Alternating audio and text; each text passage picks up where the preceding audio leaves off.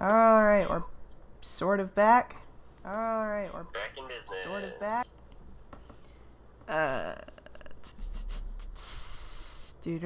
Do. Hello, am I back now? You're back? I see the countdown. Nice, let's try this again.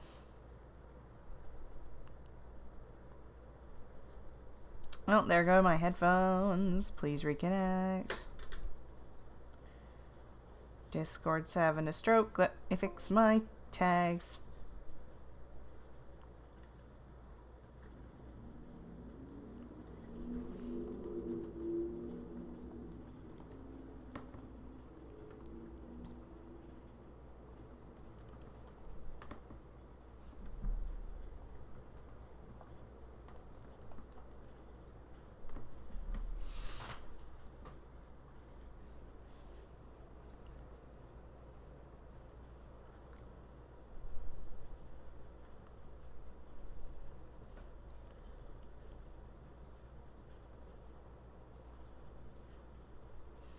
Testing. Hello? I can hear you. Good, okay. I'm for the most part back. Also, oh my gosh, Alice, I love you, but please stop adding me! Oh, looks like my friends are here. Fuck. Good luck with me now. Good skill on the trial. Bye. Bye. Hello. Yo, I'm gonna get my fucking ass kicked by this.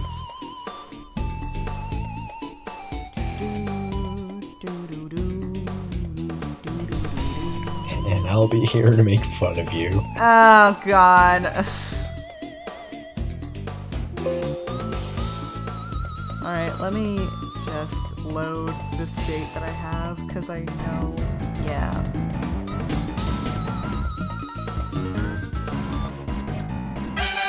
No, stop! Too much noise on my computer. You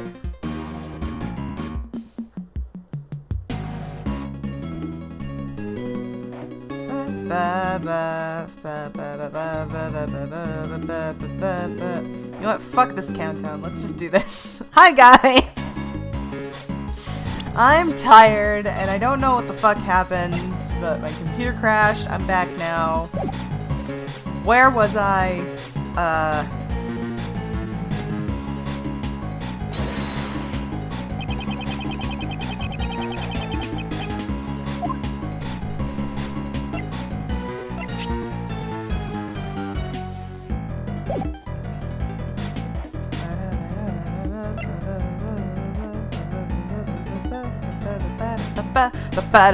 Trying to bring my energy up so I can fucking finish this game.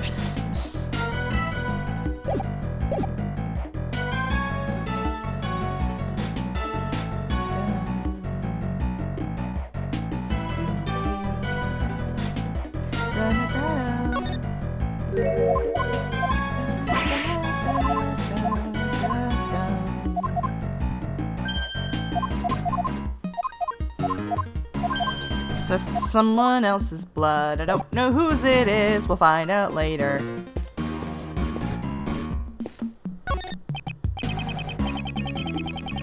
Cameron was here in order to be consistent with the fake photo. He moved to the center of the flower beds. Then the footprints going back and forth from the body. Could they be?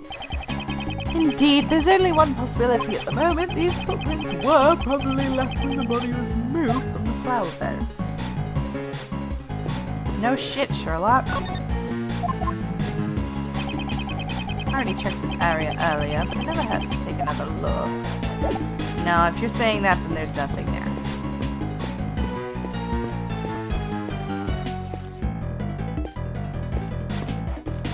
Can I not check the fire? Thank you.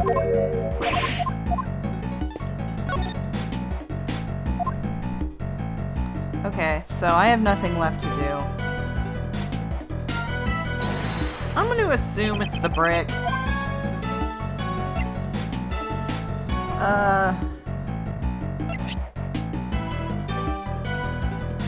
Eureka! Fuck. And Specifically, where does a contradiction lie? Around here, perhaps. If you don't know, just say so. I should think this over one more time.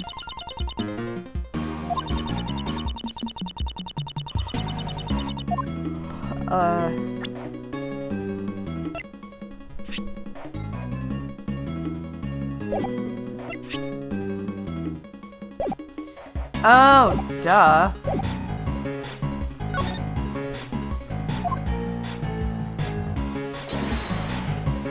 If the fire happened afterwards, there wouldn't be fucking...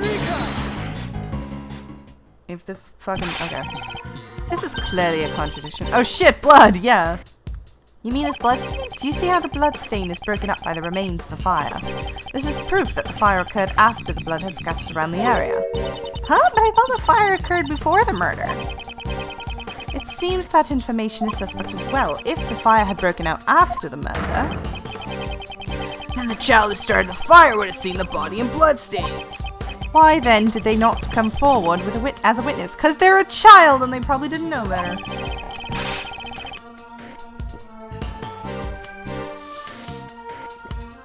Oh, God. Oh, I just made a horrible mistake. Don't do what I just did. I just chugged coffee. Don't chug coffee, ladies and gentlemen. It's likely that would have put Blaze at a great disadvantage. Guess we'll need to investigate this fire in more detail. Hey, you. Yes, sir. There should be some records of the fire in the police department under a different case file. I want you to bring me every last investigation report about the fire. Understood, Shifu. Oh, and one more thing. What is it, sir? Contact the House of Lang and Zingfa. There should be evidence from this case in my old man's room. What do you mean? I just remembered. Why, I recognize this scene. Long time ago, I saw a picture of my old man's room. It was a drawing resembling this scene. What did you say? However, I think it looked like something a child drew. A child? Then the artist may have been the culprit behind the fire. Should be somewhere in my old man's room. Have him send it over here. Understood, sir. Cool, fire time. Okay, she's not gonna say shit about the fire. There's nothing to say to you, Rai. Get the fuck out of here.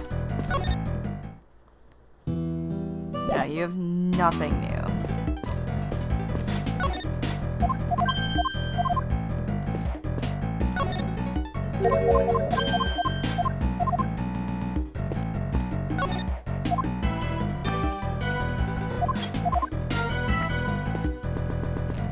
Wow, the game is just having a bad time of it. I already checked this area earlier, but it never hurts to take another look. No, there's nothing here.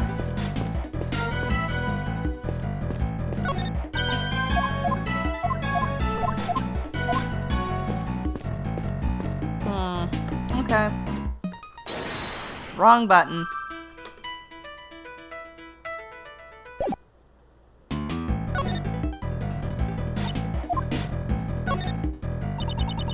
You want to recreate the scene based on Mr. Cameron's eyewitness testimony. This is the moment of the incident when the president was being kidnapped. Yeah. Why is the game struggling so much? I am not trying to do the flower bed. 3 gardens. Yes, I know. Each of these gardens contain 2 flower beds. The way these flower beds are lined up, have I seen this arrangement somewhere before? Yes, Edgeworth, you have!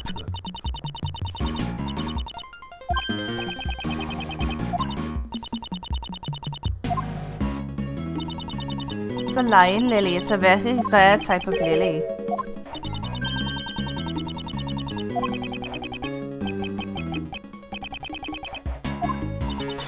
If I recall, the lion lily originates from Asia. In the language of flowers, it means the bond between the parent and child. I never knew you were so familiar with flowers. Such much is common sense. You're simply lacking in your studies, Miles Edgeworth. Can we not investigate the scene, or, like, what?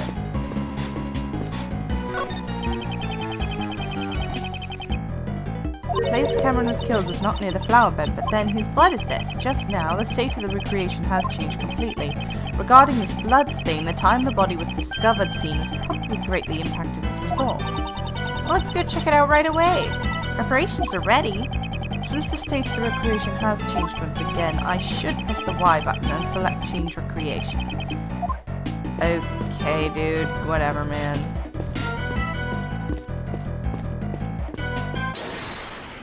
Keep pressing the wrong button.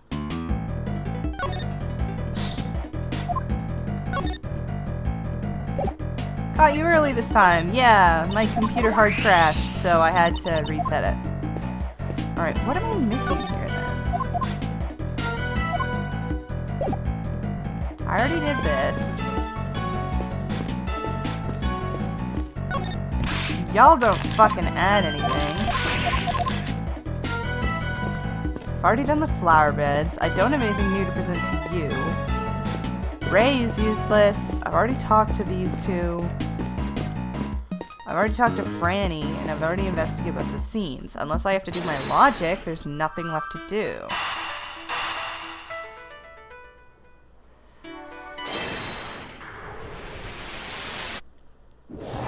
Oh shit.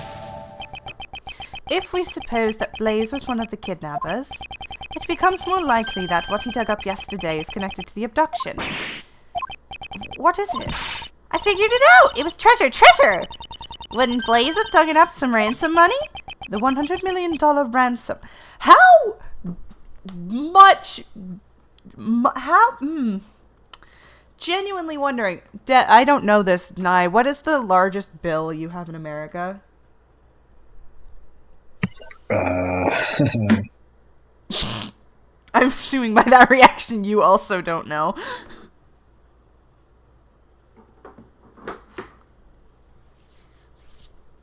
$10,000. You're joking. Yeah, they don't issue them anymore, but they are in circulation. Holy shit. Yo, they made $100,000 bills. What the fuck? That cannot be real.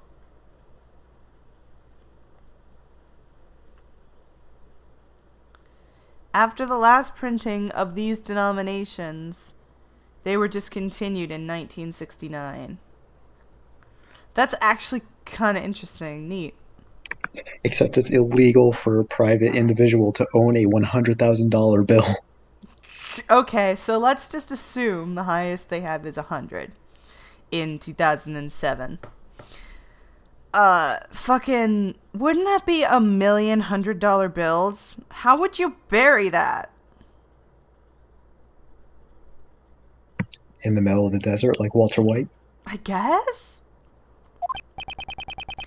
Buried in the ground until the heat died down. Deep hole. I like how James says good question and Josh just says deep hole. It's certainly possible. It's really not. It's really not. How deep would that hole have to be? How many briefcases? It would have to be yes deep. Oh my fucking god. You're joking, right? Did you see what just popped up on screen? If I had just gone for like 20 more minutes last time, I would have been done. The only thing is, you were so lost, so I don't think so. Ah, Jesus. Sheep went back. I brought the info on the fire. The kids started and a photo of the drawing in your father's office. And I've been waiting for this. Hurry up and hand him over. The information held by Agent Lang's father. This is it. This is exactly what I remembered. Okay, so that's just straight up the assassin, Dogan from Imprisoned.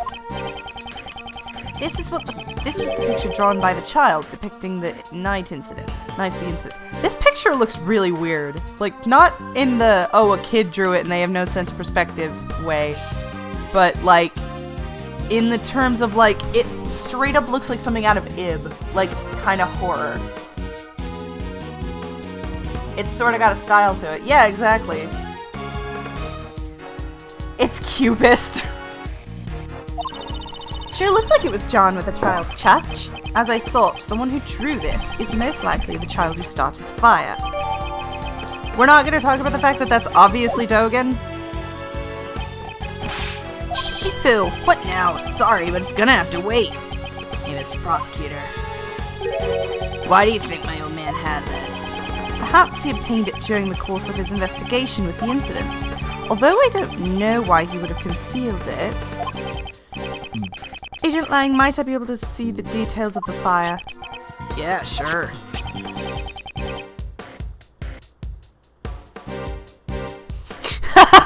Josh, if someone showed that to me and said, check out this late life Picasso, I wouldn't bat an eye. I hate the fact that you're not wrong. I would do the same thing. Allow me to read it post haste.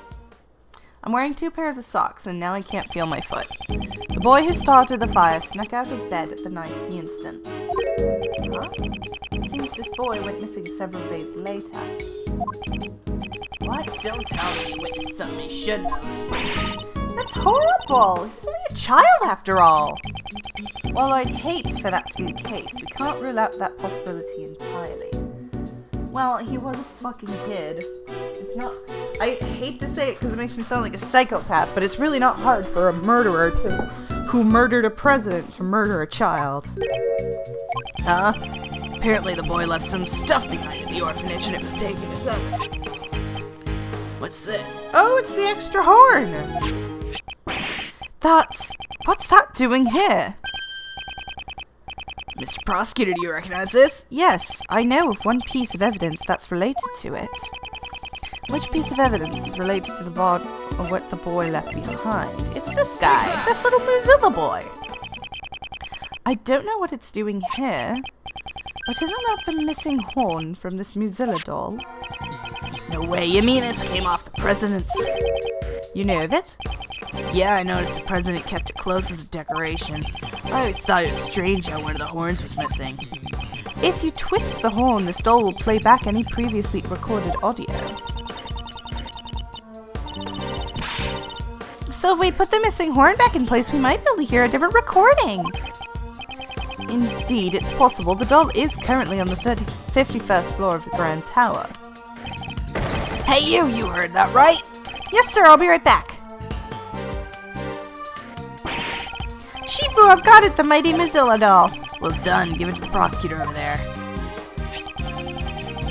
If we insert the horn found at the orphanage inside of the doll... Aw, it's so cute!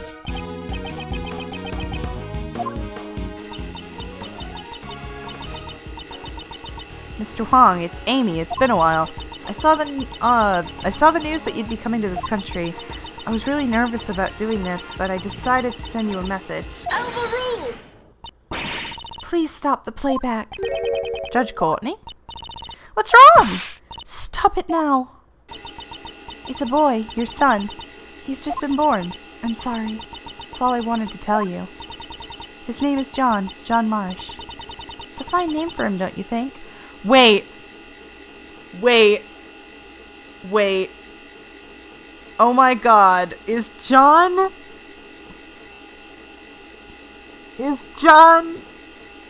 related to the dead oh no. It's just got so much more complicated. Ah! Mosh. Did she say John? I'll be waiting in the courtyard of the orphanage at midnight on February 9th. Even if it's just once, I want John to be able to meet you. I'm sorry if I'm being selfish, but I'll be waiting.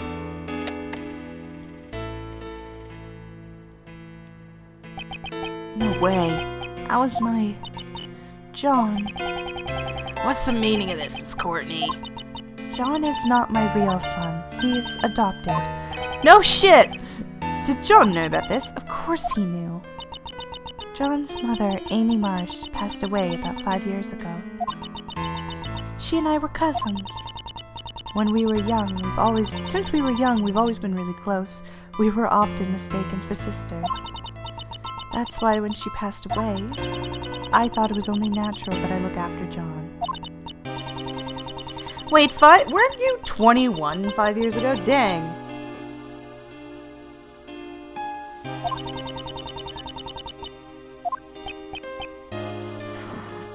Well, that's kind of fucked, Courtney. And now it's all been revealed thanks to the recording on that doll. Did John's mother send the doll up to the president?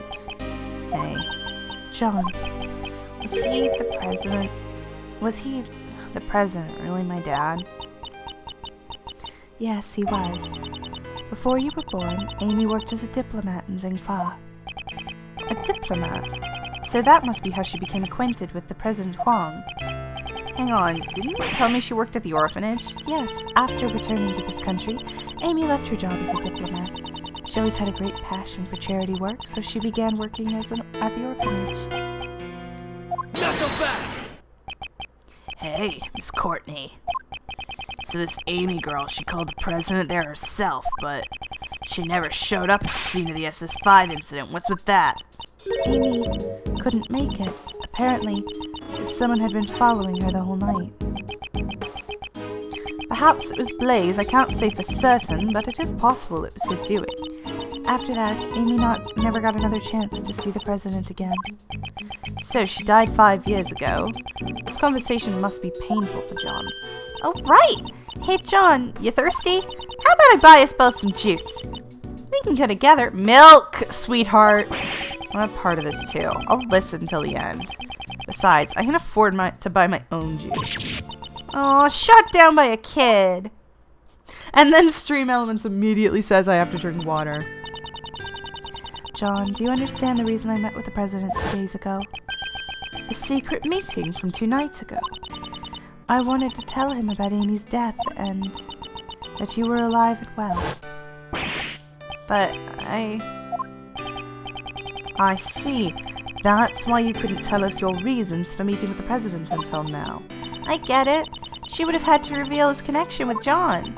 I brought the bouquet of lion lilies, so he would understand I truly did know about Amy. These flowers are a dear memory from the president and Amy. The first present she received from the president was a bouquet of lion lilies. But now, even he has passed away. If only he were still alive. Perhaps I could have introduced him to John.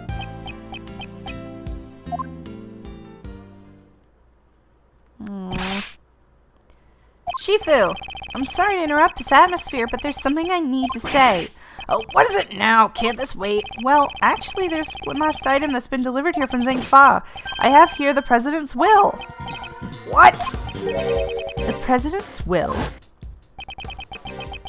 My old man received a number of special medals from the president himself. As a token of his trust, the president left his will in the protection of the Lang clan. Those medals in that will, they were pride of our clan. Our family treasure, so to speak. That's a weird will, but okay. This is... Agent Lang, does it have something to do with the current case? You bet it does. Says here, I hereby acknowledge John Marsh as my own son. Awesome. What? John's name's in the president's will. Are you certain that will was written by the president? Yeah, he entrusted it to the Lang clan even before the SS5 incident took place. They'll have to appraise it back home, but by the name of the Lang clan, this is the real deal. Dijun Huang was the president of the entire nation. His existence of his son would have caused considerable controversy. However, he left behind a will just in case. This makes it doubly sure. I still can't believe it myself, but there's no room for doubt. John Marsh, you are the son of Dijun Huang, the president of Zingfa.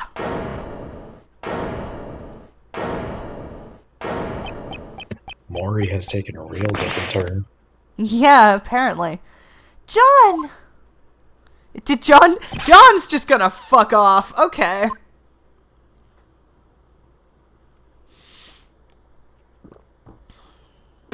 Ugh. No, shit! I mean to... Well, now I have to finish the game. Also, real quick, I'm gonna save the state over the state so that I don't fuck up my states. Oh, John. John. It's like I was my dad. Found out about his own birth so suddenly. And furthermore, his newfound father is no longer in this world. I've always been searching for my dad. John. I get it, alright. He's the president. I know it's a complicated situation, but we even met face to face during the filming. So then why, huh? Why didn't he tell me who he really was? I'm sorry, John.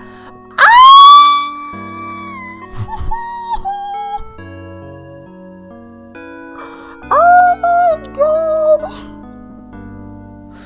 That is the cutest sprite I've ever seen! Oh no, that's so cute and sad and cute, and I love it.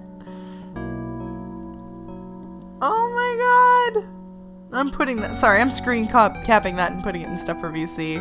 That is the cutest thing I've ever seen. Holy crap. Mom, you don't need to apologize. No matter how you look at it, it's all my fault. Yesterday I broke my promise to you and didn't even notice the fire on the roof. So I destroyed everything. I crushed it all. My dad and those flowers that my mom carefully grew. John! Please, for now, just don't think about anything. Just stay like this for a little. Jesus Christ, she's such a fucking great mom. I love her. Just for a little while, okay? Oh, that's so fucking cute. Dude, I can't. I don't. It's just. That gave me the warm fuzzies. The bond between a parent and child. That's the meaning behind the lion lilies. I know it's not my style, but the flowers from Zingfa. However, we have no means of protecting that bond. Agent Lang, allow me to say this. The case won't be solved by sentimentality alone. Therefore, shouldn't we do all that we can to solve it? Yeah, you're right. Excuse me. The recreation of the past is finished. Were your father's deductions correct? My old man took his deductions to the grave. He never told anyone about them. So who knows if they were right or not. In that case, what about your own deductions? I would like to hear what you think happened to the base that, based on the recreation. In order for us to get closer to the truth of 12 years ago. Yeah, I was thinking about it I was thinking it's about time. Aw, fuck, are we gonna fight Lang again? Are we gonna logic chess this bitch? Oh my god, are we gonna logic chess him? I can see it now, my old man's back real close. I'll catch up to him for sure. To the truth that my old man uncovered. I want to logic chess Lang, that sounds like fun. It's no mistake that the president went off to the orphanage. The stuffed toy is proof of that. He was planning to meet with Amy Marsh. However, the president was kidnapped and Cameron just happened to witness it. If Cameron hadn't been there, it probably would have just been a kidnapping with no murder. Afterwards, the body was moved to the flower beds and a fake photo was taken. Was that what really happened 12 years ago? However, there's one thing I still don't get. Something you don't get? It's this. I always want to tap my foot when I hear the testimony. This testimony music is great. Why do they need to take a fake photo? Why wouldn't they go through all that trouble and even make the president take part in the photo? That's true. However, the answer to that riddle must lie somewhere within. Once we get past the layers upon layers of deductions, we shall surely reach it. Yeah, that's right. I'd like to hear your deductions as well. Rebuttal. There's no mistake that the president went to the orphanage. Yeah. Agent Lang, I'd like to verify a few things that may have seemed obvious at first glance. Are we certain that the president actually went to the orphanage? Okay, I get it. You're saying you want proof. Everyone's always demanding proof for Mr. Edgeworth, after all. You didn't have to tell him that.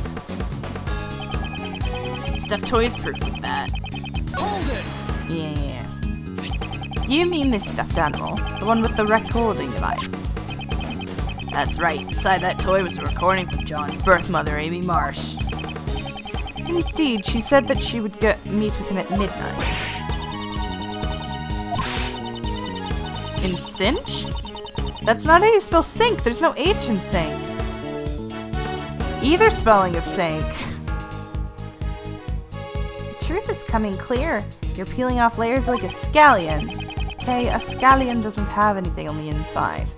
Most people call them green onions, but they're really scallions.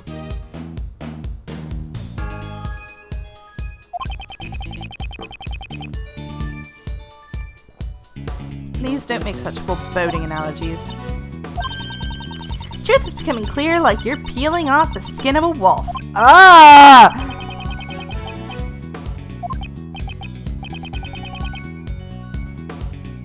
What the fuck, Kay?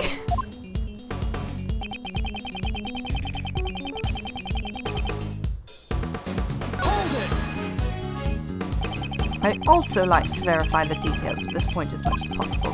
Mr. Cameron witnessed the president and his kidnapper near the orphanage. And Mr. Cameron was standing on the snowman by the road. Then the murderer picked up a brick, snuck up on him from behind, and wham!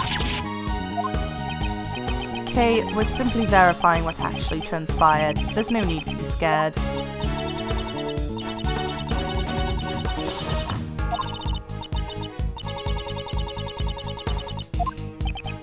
Yeesh, well, if you're gonna listen, I'll talk as much as you want. If Cameron hadn't been there, it probably would have been just a kidnapping with no murder. I like how he puts that as if kidnapping isn't a fucking crime.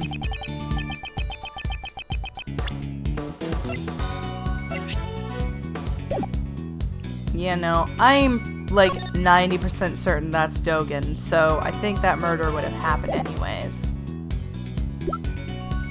Boo boo boo boo boo boo boo.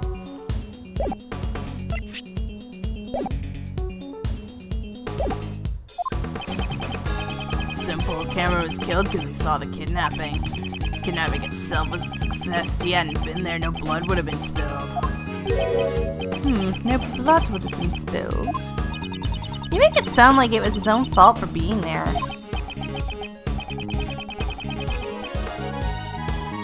It's nice to see a testimony involve someone else trying to put everything together rather than protecting a lie for no real reason. Yeah. Okay, that's not it. What Agent Lang is trying to say is simply besides Mr. Cameron, there were no other casualties at the crime scene.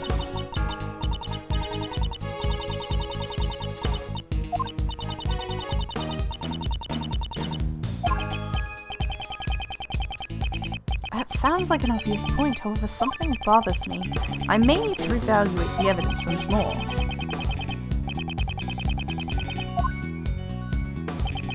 Afterwards, the body was moved to the flower beds and the fake photo was taken.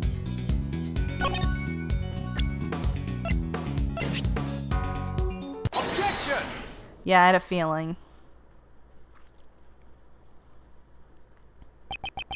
If the eyewitness, Cameron, had not been there, no murder would have taken place. Is that really the case? The criminal's goal was only to kidnap the president. If there was no witnesses, there would have been no need to commit murder, right? And what if Cameron wasn't the only one who was murdered? There was a large bloodstain near the flower beds, however Cameron was murdered near the snowman. Ergo, the bloodstain could not belong to Cameron. Someone else's blood was spilled. And quite a vast amount of that. Excuse me. Mr. Prosecutor, do you have any idea what you're saying? I do. It's hard to believe. However, that is what the evidence indicates. On that night, 12 years ago, there were 2 murders. Are you saying that the other murder was covered up? Just who the heck would have been killed? A murder that was cleverly concealed. All traces of it were erased, and the incident itself was completely deleted from the case files.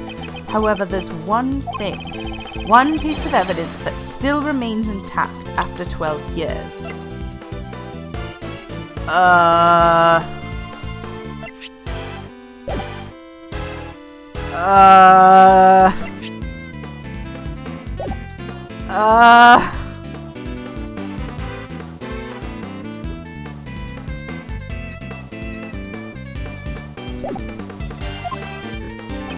This piece of evidence shows that something happened that night.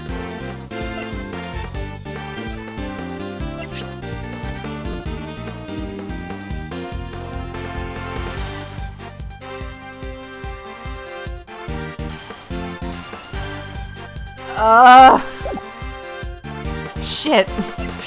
I guess this? Take that! The other murder incident was buried in the dark by Blazed at best. However, there is still one piece of evidence that remains. Agent Lang, it's survived by your father's hand. My old man, you say? Do do do do do do do. There was one more thing that was hidden along with the traces of the murder. That is the existence of the boy who caused the fire. Why did Blaze make that boy disappear?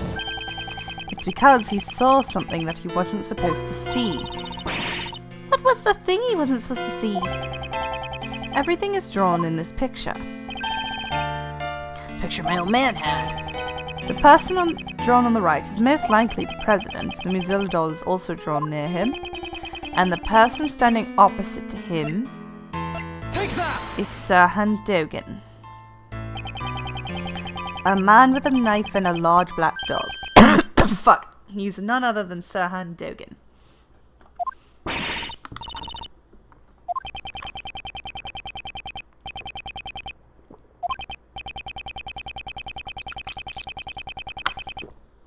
Indeed, what occurred that night on the orphanage ground 12 years ago was not a kidnapping, it was a presidential assassination. Ho! Yes, the two were most likely partners in crime. One furnished the orphanage to use as the scene of the incident, and the other covered up the young boy's testimony. In the USA of all places? Wow! Presidential assassinations in my United States of America? It's more likely than you think. How many presidents actually have been assassinated in your country? Because I only know of 2 of them.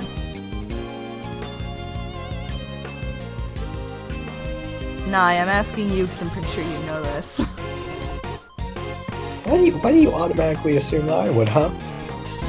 Because this seems like your field. There's 4. 4, okay. The only 2 I know of are Lincoln and JFK. Who are the other 2? I don't actually know. Didn't one of your presidents get assassinated like a month into his first term? I think. James Buchanan. Or sorry, Buchanan. It was Lincoln, Garfield, McKinley, and Kennedy. Andrew? No, not Andrew Garfield.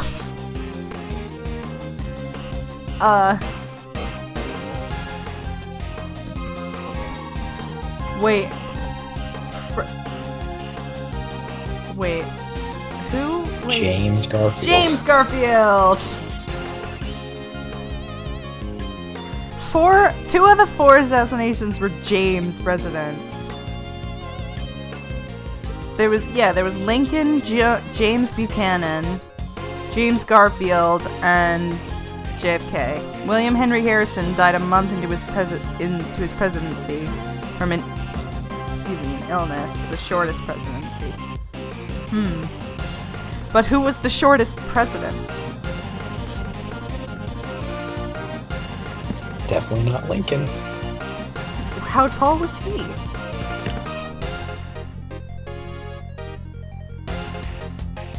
Hang on, now I have to look this up. You've intrigued me. How 6'4". tall was Abraham Lincoln? What'd you say? 6'4". Holy shit, that's a tall man! Jeez, it's likely that Mr. Cameron was murdered because he witnessed the assassination himself. Didn't mean to start a side conversation here. I genuinely wanted to know though, because I don't think we've ever had any of our prime ministers murdered. After all, a kidnapping never actually happened. Stop messing around, you're saying the president was assassinated 12 years ago? We just found his body today! He's been alive up till now! That's right! I mean, we met him ourselves! If the president was assassinated 12 years ago, and the president's body was found today, that would imply there were 2 presidents. Yeah, and that can't be right! Are you sure about that? It is a possibility that there were 2 presidents. That's right. up until now, I've been getting a strange feeling about the president.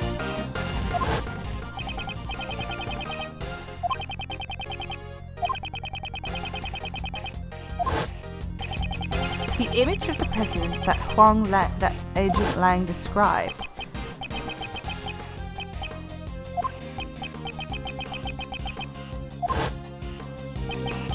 differs far too greatly from the President Huang we knew. It's as if they were two entirely different people. James Madison was 5'4". James Madison is not that short. He cannot be the shortest president you've ever had. If there were in fact two Xingfa presidents, exactly how would such a scenario be possible?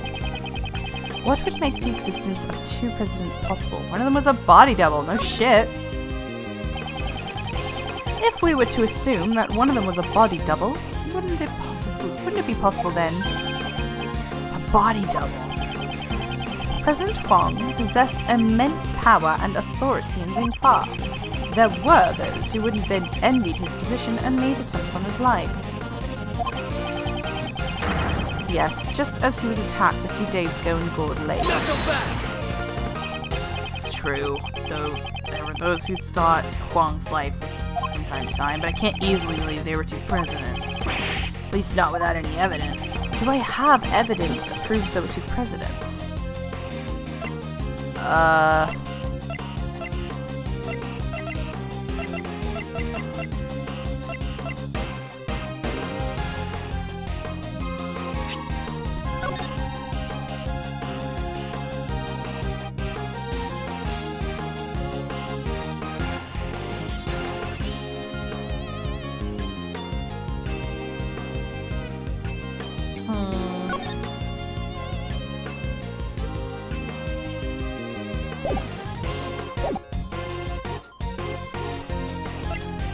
Do I have that?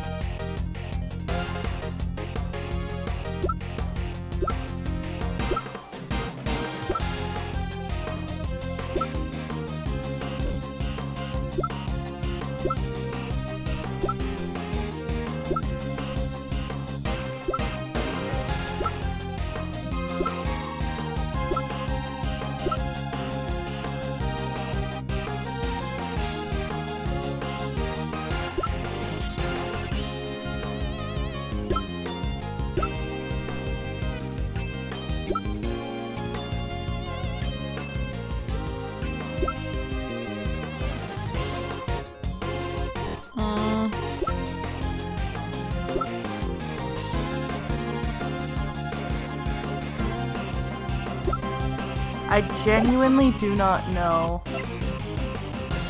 what the evidence would be.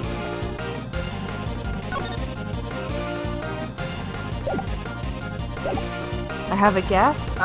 Keep it to yourself for a bit. I want to see if I can't get this on my own. Take that! If you look at this evidence, you'll see that there were two presidents. No, you won't.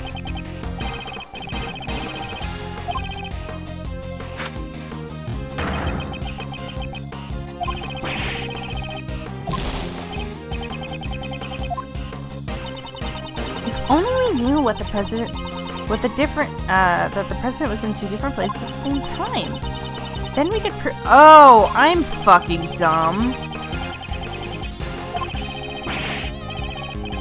I'm very dumb. I'm pretty sure it is actually the report that What's-His-Nuts had. Not you, not you.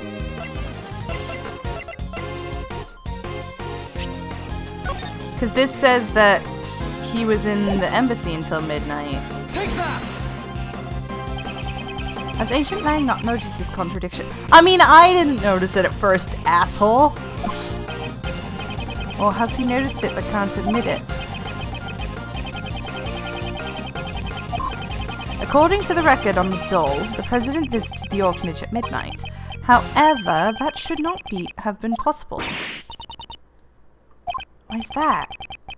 Why? Because at the same time, the president should have been at the embassy. He was together with Agent Lang's father. So, Agent Lang, you really did notice. He was in two places at the same time, ergo there must have been two presidents. Most likely the one who died. In order to learn that, first, we must have a look at that evidence that we proved was false earlier. And that piece of evidence we know to be false is the photo. Take that! The photo taken with Cameron's camera was taken after he was murdered, and he was murdered because he witnessed the presidential assassination. In other words, the photo must have been taken following the assassination. Given that, who is the president pictured in the fake photo? We must consider him to be the body double. In other words, the body double was had the real president murdered and took his place. Patricia Rowland and Blaze must have cooperated in that plan. Hold it, Huang's body was never found, just where could it have disappeared to? The answer to that is already quite apparent. This is where the real president's body was.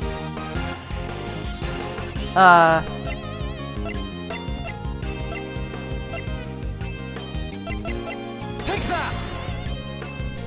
Shit.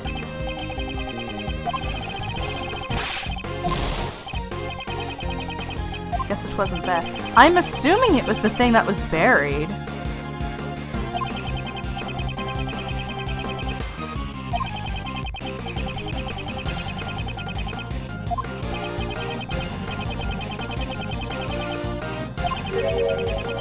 So John's actual dad has been dead for 12 years. Yeah, I guess so. And the fact that John is 12 means that he never met his son.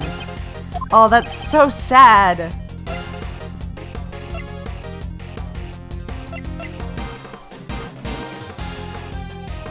Wait, no way.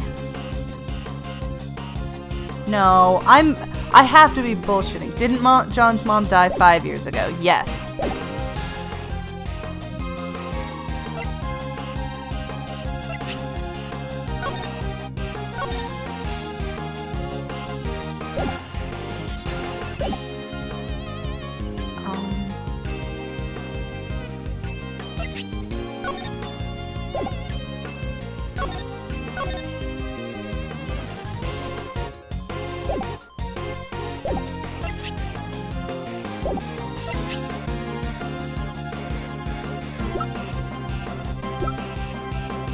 That's fucked up. He saw a replica of her son's father acting as the president for 7 years. I don't know if she ever knew that the president was murdered. But yeah, that is mad fucked up.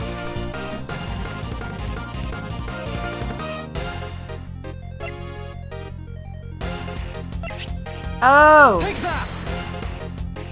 Duh. It's fucked either way, true. Last night there was something Blaze had to unearth with his own two hands. That item was not the ransom. It was something far more important. The real president's corpse. It's quite possibly mine. Shit, that's fucked up! The bones from 12 body would still be buried 12 years ago, and would have remained. Fucked up pretty much describes this whole game. True. According to Mr. Powers, construction was to begin soon at this lot. That was the deadline. Oh, that's why he had to... Right! I genuinely actually forgot how buildings are built for a minute there.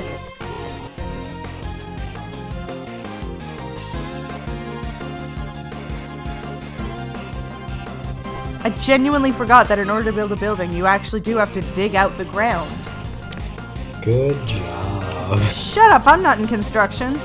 Yeah, you have to dig out a substantial amount of ground so you can build the foundations of the building. So if he hadn't dug up the body, the construction workers would have dug it up. Because they would have found the body when they started the construction. Agent Lang let us search for the footprints that Blaze dug up. Yeah, the body was buried there. No traces of it. Hey, somebody call forensics! Man, that's so fucked. I have the results of the search. We found traces in the dirt that suggest a body was buried here. So, Was it Huang after all? We also recovered a skeletal remain that Blaze DeBest dug up. They were in his home. In addition to the bone structure, the dental records and the bone fractures all match up. We can confirm that this was indeed President Huang. So the real President Huang really was killed 12 years ago. He literally had a skeleton in the closet. Yep. Holy fuck, the president's corpse was in Blaze's house. Yeah! He dug up the body and then hid it in his house and then proceeded to kidnap his son and leave him there. Like, what a dumbass. Damn, dude, you couldn't have just, like, burnt the bones or thrown them in the Eagle River or something? He committed so many crimes to cover up his one crime that is arguably worse. Josh and Chet some kick-ass Halloween decorations.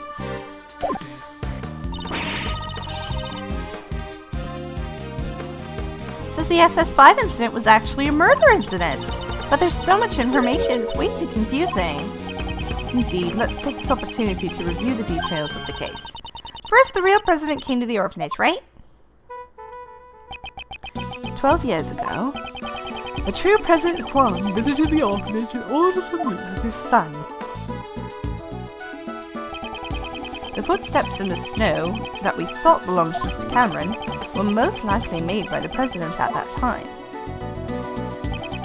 President Huang was supposed to meet with his son there.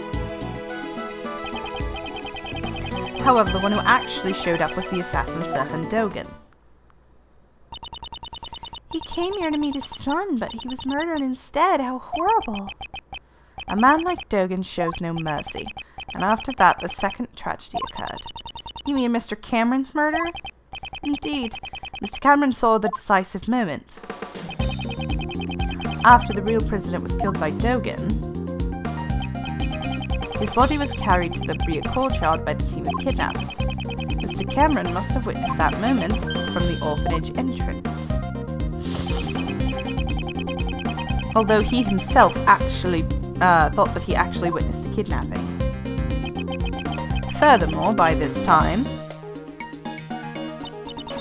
the body double who would come to meet up with Blaze and Miss Rowland was already standing behind Mr. Cameron. Well, there goes Cameron. And then the witness to the incident, Mr. Cameron, was killed by the body double. So, was Cameron's corpse also carried by a body double? Yes, it seems likely. But there wasn't anything at the crime scene that looked like a body double's footprints. I've already figured out how he accomplished that. There's a piece of evidence that would have made that possible. What did the body double use to move the body without leaving any footprints? What? I don't What?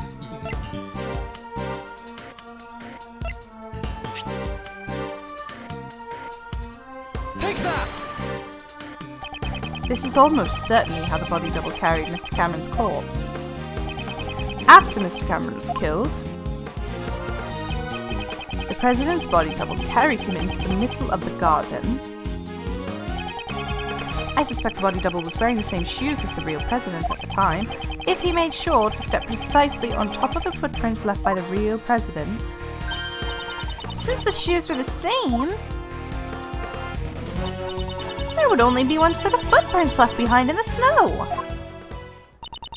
I think I've got a pretty good grasp on the SS5 incident now, but there's still one thing I don't get. What's that? Why did they need to stage an abduction? Because Mr. Cameron witnessed the incident. He saw the president at the orphanage. He left behind witness testimony on Miss Crane's answering machine. Even Blaze couldn't make that disappear. Ergo, the body double needed a reason for the president to have been at the orphanage. And that's why they prepared a fake kidnapping charade. The people in the fake photo and the body are the body double and most likely Patricia Rowland. The person in the cover is Miss Rowland? What makes you say that? Two people would have had to leave the orphanage in order to take that picture. Just like when he moved the double used the real president's footprints. Yeah.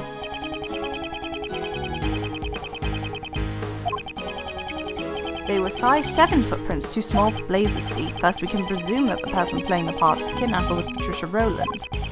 Hidden in the shadow of the presidential kidnapping was the presidential assassination.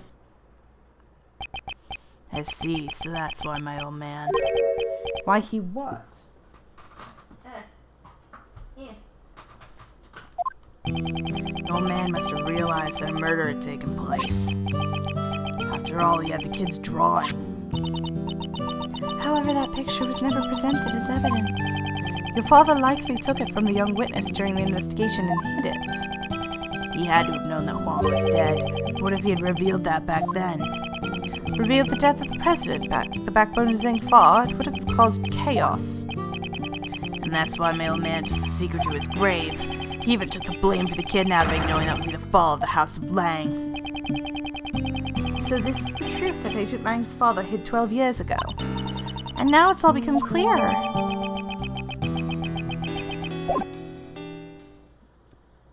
Oh, that's so sad.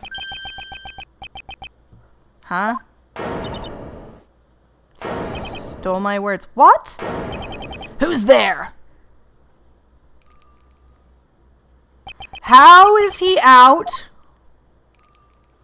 How did you get out?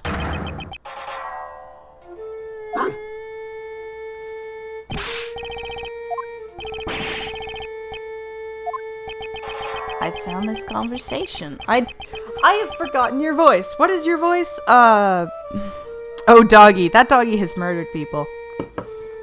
I found this conversation most intriguing, and I just, well, are you feeling nostalgic about an old murder of yours? You're the one who killed Huang. That's fine. It looks like a happy doggy. He does have a good owner. Nostalgia? I think not. You were speaking about the person I am searching for. You're searching for someone? I escaped from prison in order to meet with a young acolyte. The one who wore the red raincoat. The red raincoat? Who's this person? I suspect it's the same person that the mastermind you're searching for.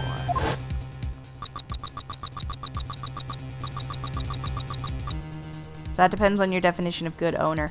I mean, if the here's the thing. With a dog, all you have to do is take good care of the dog to be a technical good owner. That doesn't necessarily make you a good person. It just means that you have a good dog. They are my boy. 12 years ago, this young acolyte saved my life. What? Certainly it was I who killed President Huang. However, my life was also targeted on that day. The body double blades and Patricia sought to seal my lips. Had I not been identified, Roy Harper is here. Alas, even to this day, I do not know what has become of the young acolyte. So your client was indeed the body double who was the main perpetrator of this crime. It was a long time ago, but I remember his words even now. Oh! That must be why Dogen was blackmailing Patricia. He wasn't actually blackmailing her with the thought of hurting people. He was blackmailing her because he knew the truth of 12 years ago. Interesting.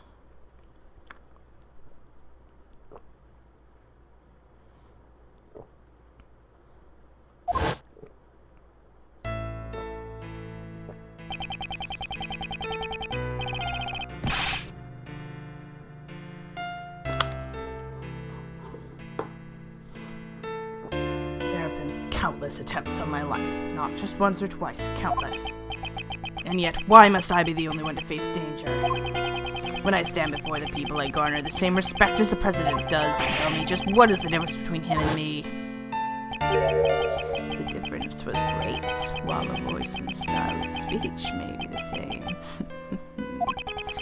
One can mimic the body, but the heart cannot be reproduced.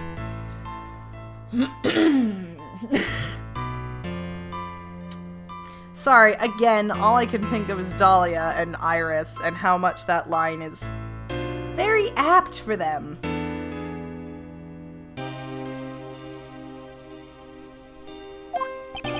I suppose his own weaknesses cost him in his quest to become a leader.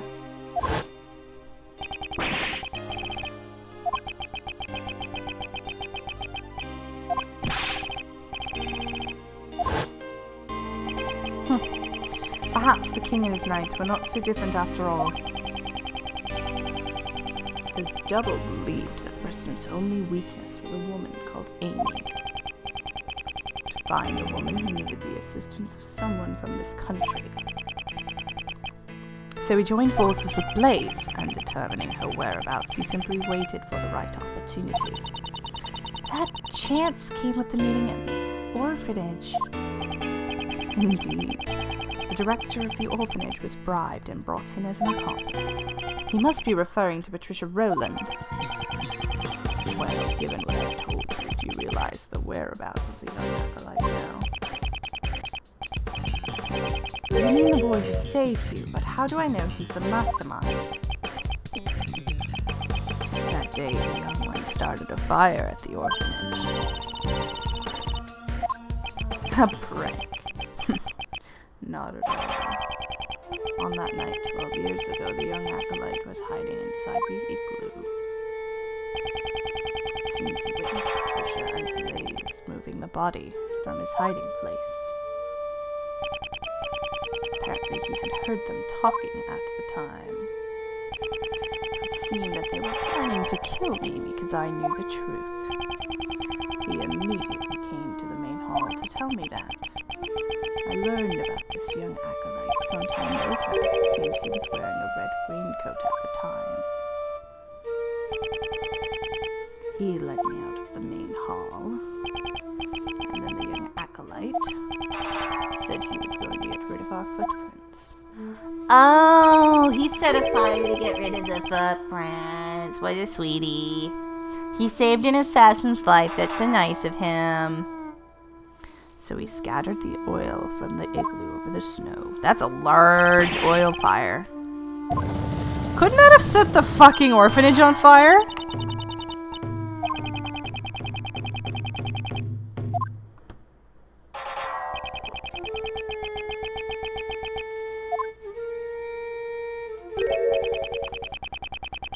If it did set it on fire, that'd only be the second worst thing.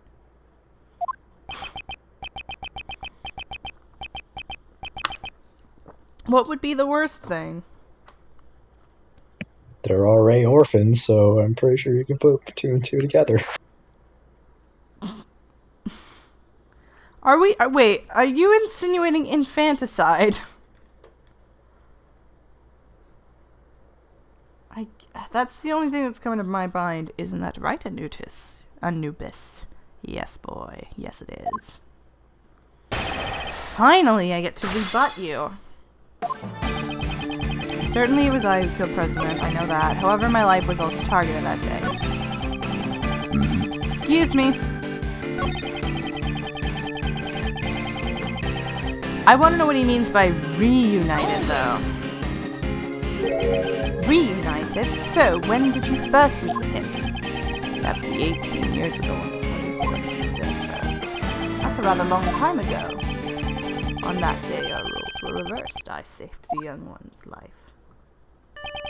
There was an unusual snowstorm on that day. The temperature was well below freezing. I took Anubis for a walk in the snow. Good owner! That's when Anubis noticed something and started running. I followed after him and followed the car. I had a great difficulty opening the door. It had frozen shut. As an old-ass dog, yeah. Dude, what happened here?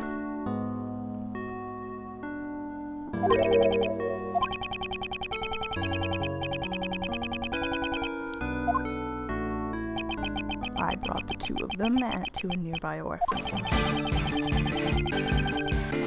Yeah. What concerns me is the date, dude. The 24th of December, 18 years ago. Are you sure about that? There's no mistake. Could that mean? I know. Significance behind that date. What shows the significance of the date when Dogen found the Gee, I fucking wonder. That day, a certain incident occurred. A sculptor was murdered. During that incident, 2 boys went missing. The sons of the victim, Isaac Dover, and the culprit, Dane Gustavia. We never did find out where those 2 boys went after the case 18 years ago. Oh, they were sons of the victim and a culprit. It makes sense now. What makes sense? One of the youths was bound, so he could not move. Mr. Dover did that so that Mr. Gustavia's son couldn't come to the contest venue. Indeed, Gustavio was using his own son as a taste tester. To think that was what had transpired.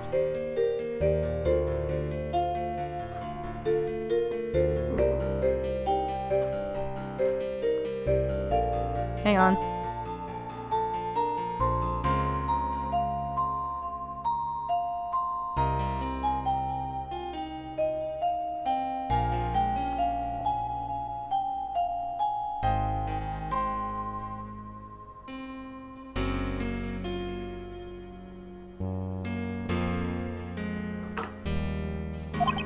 Neither child seemed to recall what had happened. They lost their memories. The acolyte told me this when we were reunited 12 years ago. The pair were placed in an extreme situation, on the verge of freezing to death. That trauma let them both just suffer from amnesia. Neither could remember so much as his own name. So they didn't even know that they were the sons of Dover and Gustavia. Indeed, while we cannot say it conclusively, the probability is quite high. However, we still don't have enough information to deduce the mastermind's identity. Dogen, would you please continue your story? Well. I continued my correspondence with the acolyte even after entering prison recently. That has all come to an abrupt halt, however. Left me quite concerned. Furthermore, those involved in the fact that were all drawn to the instance one by one. I grew more and more curious, so I have absconded briefly from the prison. Nice! Those involved 12 years ago were Patricia Rowland, Blaisdell Best, and President Huang's body double. And Miss Rowland was the warden of Mr. Dogen's prison. I blackmailed the warden. That woman had tried to kill me. Perhaps the good prosecutor has already deduced the reason. You murdered President Huang, however, the world still believed he was alive. If you were able to prove the president was a fake, both Patricia Rowland and Blaisdell Best would have been in danger.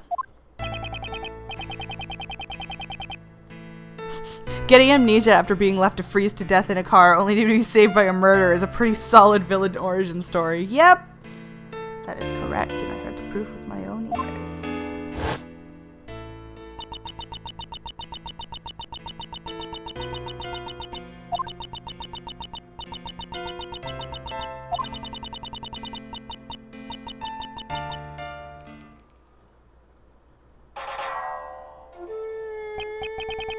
Who might you be? My apologies, but I am presently waiting for someone. I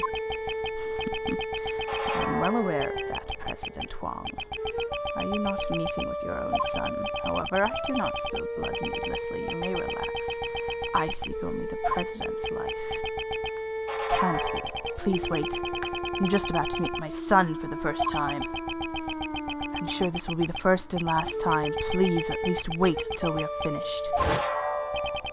I thought the President would beg for his life, but he was of a different sort. Officially, the President had no son. However, he shook his head and said his illegitimate son was his, and he intended to recognize him publicly. Yo! I like President Huang. Fuck his body double, but the actual president sounds awesome.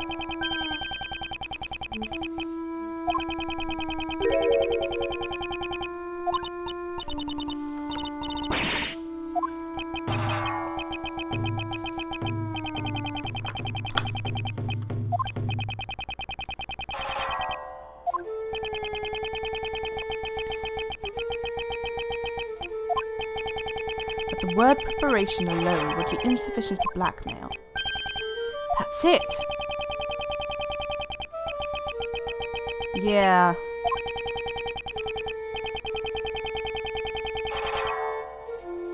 Aww. Name on the recording, the preparations, and the will of St. Fa. Oh shit, has he just been there this whole time chilling until now? I guess? Mans has just been watching us solve a 12-year-old murder. Hang on, I'm really fucking hot now. I have to take my comfy off.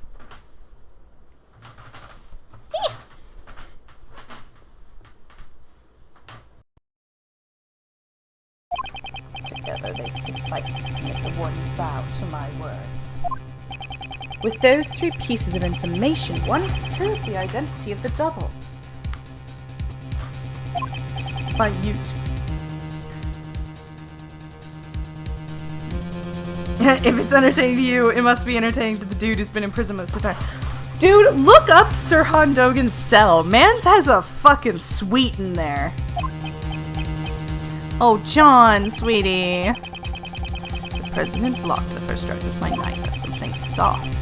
As pieces of it fell atop the snow, I struck once more. This time this proved fatal. So, Dogan cut off the Mizella doll's horn. But none but I heard his final words. Oh right, my sweater's on upside, like inside out. Give me a sec, I have to fix that, it's bugging me. Only the president and that child knew of the president's secret son. So he and the acolyte knew about John, and literally no one else did. Who is letting this kid listen to these details? Everyone tried to get him out of there. John was like, no, I want to be here. This was my dad. And I'm like, alright, dude. If you want to be fucking traumatized. Alright, rebuttal time. Enjoy the very gruesome details of your dad's death. Exactly. Recently, that has all come to an abrupt halt. It left me quite concerned. Furthermore, those involved with the crime 12 years ago were all drawn into incidents one by one. So I absconded briefly from prison. Okay, but even so, I don't really get it. Who exactly is this acolyte? Indeed, Dogan himself has not yet made that quite clear. What's important is the thread connecting Dogan and the acolyte, their correspondence. And not just the letters, we should pay attention to the means that produces them. Oh my god. Pick up the boy and move him. He is a small child. He's actually 13. Wait. He is a small 13-year-old. Back when we did the thing with Dogan, back in the imprisoned turnabout, he did correspondence chess with Knightley. Oh my god, was Knightley the acolyte? Tiny ass child. He is a tiny ass little dude. We love him though.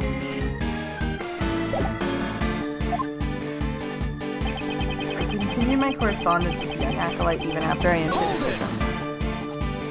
If he keeps drinking milk, Mans has 5 cartons in his bag. That is correct. A post office box was used. A P.O. box? Which would allow one to send and receive letters without revealing the recipient's location. I could not use a form of correspondence that would reveal the acolyte's location. There was someone keeping watch over my correspondences, after all. He must mean the prison warden, Patricia Rowland. Could you be more specific of the nature of your correspondence? Well, they were mainly moves from my correspondence chess matches. Correspondence chess? If I recall the person you were playing against... That might be hard to believe, but Dogan's chess opponent was... Are you saying he was playing against Mr. Knightley? We certainly found correspondence memos to Knightley's cell.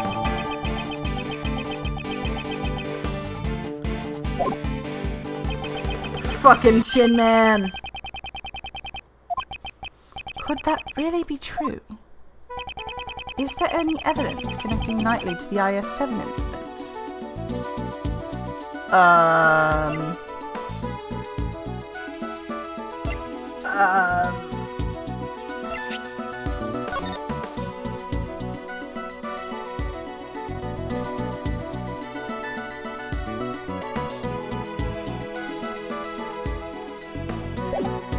Take that! No.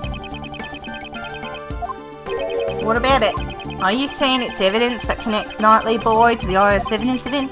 Uncle Ray doesn't think it has anything to do with the incident at all, though.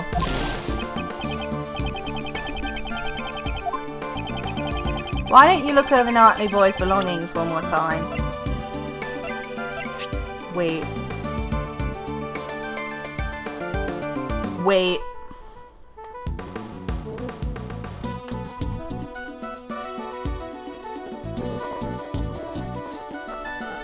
Ooh, that's some lag. Yeah, okay, so I had to look it up because I genuinely didn't remember what it looked like. But I knew we had seen a zoomed in picture of it. That's not his ring!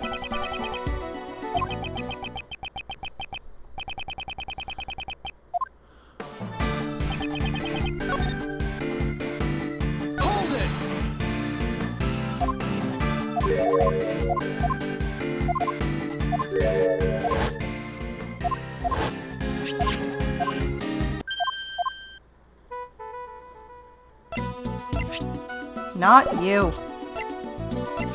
Take that! Twas all that Knightley left behind. Could there be a clue hidden within? Which should I investigate? The ring or the chessboard? The ring. This ring is... Mr. Edgeworth, what is it? Mr. Shields, please take a look at this ring. This pattern is... It's Pierre Hacquette's. I thought so. He had Mr. Dover's seal turned into a ring. However, why would he have it like this? Shouldn't it have been held by the police as evidence from the IS-7 incident? After the incident, the seal was returned to the victim's next of kin, and Mr. Dover's only family was his son, but since no one knew where his son had gone to, it took a while to get it to him. I'd heard the police had finally found him and delivered the inheritance, but... So the seal was thereby delivered safely to his son, and then he returned the seal into a ring and wore it on his person. Shit! Oh no, that's so sad!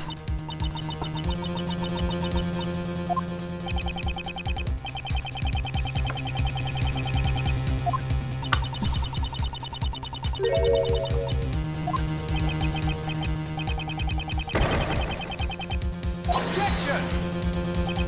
But Knightley is dead. He cannot be involved in this incident. How about that? The only one who could have been the mastermind was himself a murder victim. Certainly seems strange. In that case, who's the culprit? Huh. I'm actually super fucking invested now. Came to a halt, now of all times. Quite odd, is it not? Anubis told me again and again how odd it was. The scary dog talked? Was he like, something's odd, woof? I can understand Anubis' heart, even if he does not voice his thoughts. Then there's something I'd like to ask, just in case. The scary dog's staring at me right now. He's not saying, I'm hungry, I want some meat, right? Perhaps. Perhaps? Mr. Edgeworth! Seems she's not much good, the assassin's dog. Good boy, there's a good boy. So then, at any rate, my correspondence with the acolyte suddenly came to an abrupt halt. Furthermore, those involved in the crime seven. That certainly does seem too much for a mere coincidence. Body double of Di Zhonghang and the president of Zhengfa faked an assassin. I'm fucking up Huang's name every time. The odds of meeting the son of a guy you didn't investigate until after you caught the son and investigated his murder. None of that makes sense, TLDR. There are some crazy coincidences. Yeah, the only way that they could confirm that those two were the same was through, like, the blood test, and given that the body was never found until, like, until after the death of Horace.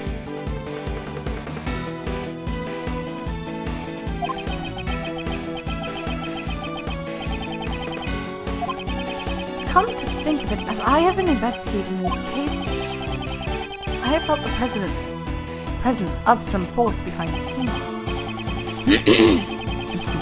Even within the prison, I could tell there was no significant event. Bro. You absconded briefly from the prison. I cannot forgive such a criminal act. You stole your way out of the prison? I can't forgive such a thieving act. Relax, no one was hurt. I merely have connections that allow me to set foot outside.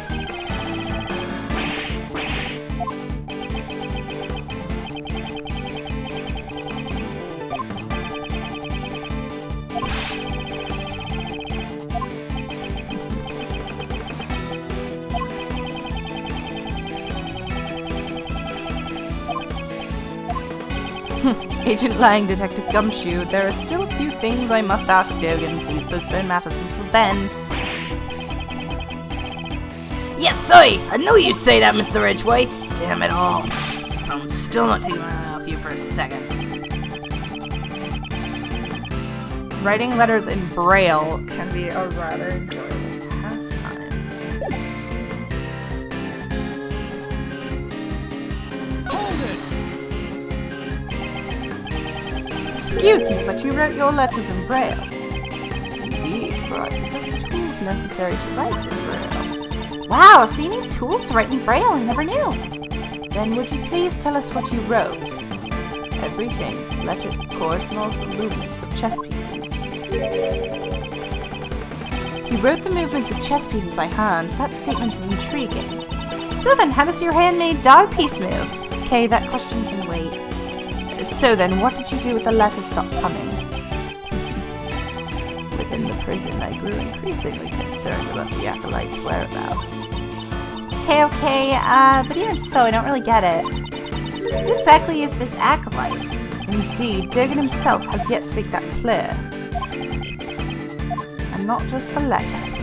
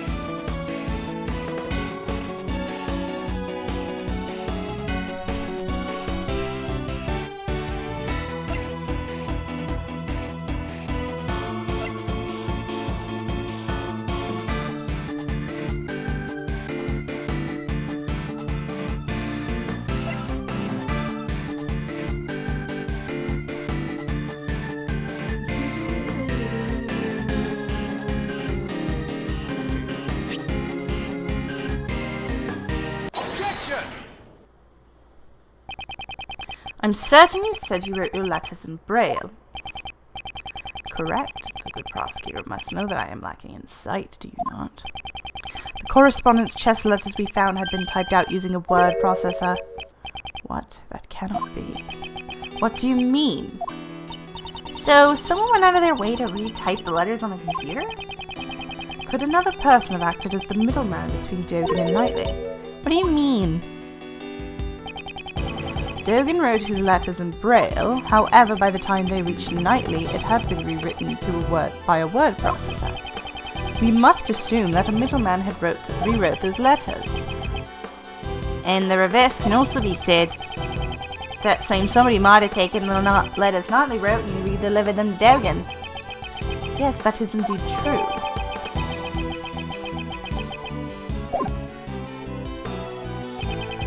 Knightley and Dogan both communicated through a certain individual. Dogan, were the letters that reached you? They were in Braille, of course.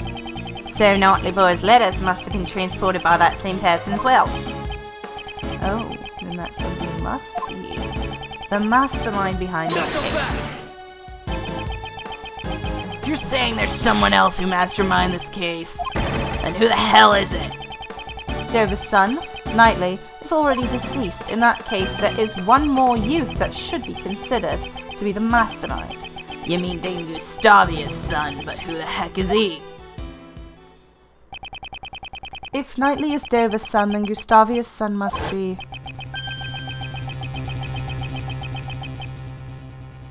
Oh no! It can't be, could it? Could it really be him? Mr. Edgeworth, what is it? You've gone all pale. I've figured it out. The identity of the mastermind who's been controlling this case from the shadows. Who in the world is it? I don't want to believe it myself. But it's someone we know quite well. Oh my god, is it actually him? Oh my god. Where is he? Where the fuck is he? There he is. Oh my god. Take that! Simon! The mastermind behind this case sent a letter to Jill Crane which deceived Blaze. Furthermore, he kidnapped John to eavesdrop on us. In all of his actions, I had not been able to get out of my mind. Excuse me. Is how he brought an unconscious Kay to the roof. The giant monster. Huh? Did you just say something? That's right. The least assuming face ever, yeah. Especially because he was the defendant in the second case. The key to exposing the mastermind in the monster's true form. I almost forgot. If you'd like, please come to our next show. I'll also be performing in it. Big Berry Circus, blah blah blah blah blah. We're not reading Regina's part because fuck Regina. Miss Swift, there's something I'd like to ask you. What, you mean me? You said that you recorded the sound of Mozilla spewing flames.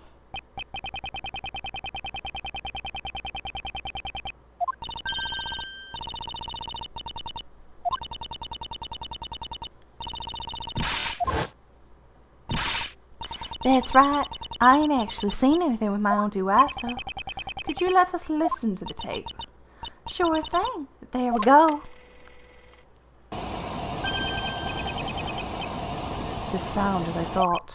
So it seems that my reasoning was correct. The true nature of the monster and the mastermind. All of my logic is coming together. Miss Hart, you said that you captured a giant eye on film, did you not? Sure did, right here in this photo. Though we cannot confirm it like this. Detective Gumshoe. Yes, sir. Can you lend us your film analysis device? Okay, but what do you want to analyze, sir? This photo, please. I'm on it. Is there a new clue in this photo?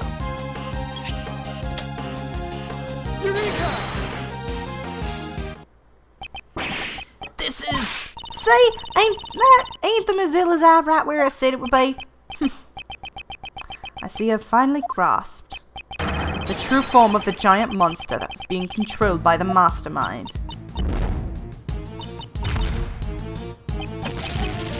Gordy?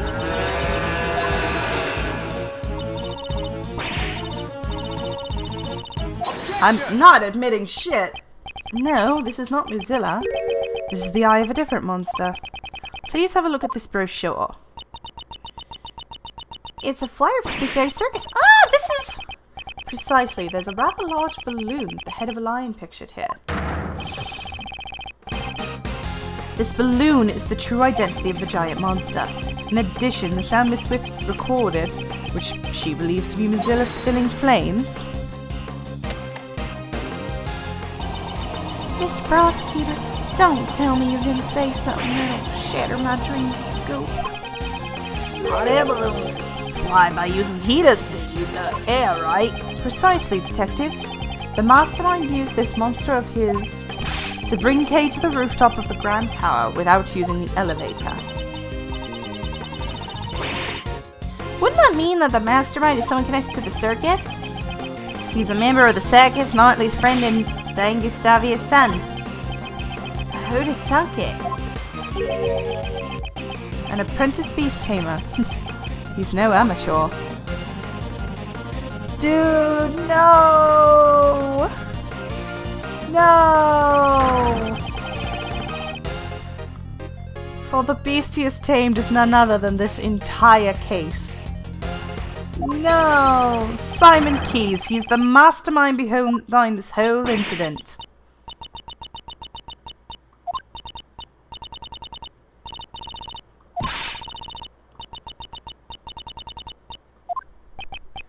Okay.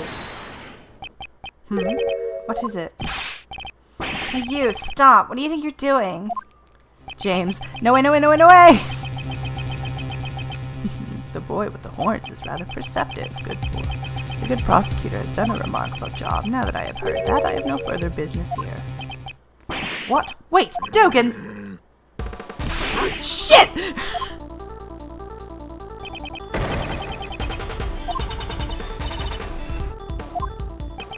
Yes, I'm fine. However, that guy... John? That Dogen guy is the one who killed my dad, right? There's no question more difficult to answer. However, there's no use in denying the truth. Yes, John, you are correct. He'll pay for this. I swear he's gonna pay. I'll make him pay myself. John, you mustn't finish that thought. Prosecutor Edgeworth, please pay us no mind. Sorry, I put out an APV on Dogen. All available police units will be searching for him. You heard the man, kid. Don't mean to be heartless, but we need to hurry too. So, Mr. Prosecutor, where's the mastermind right now? Agent Lang is right. Our top priority right now should be catching the mastermind. You said he would be practicing. This most likely at the Big Barry Circus tent. But first, Agent Lang, I have a request.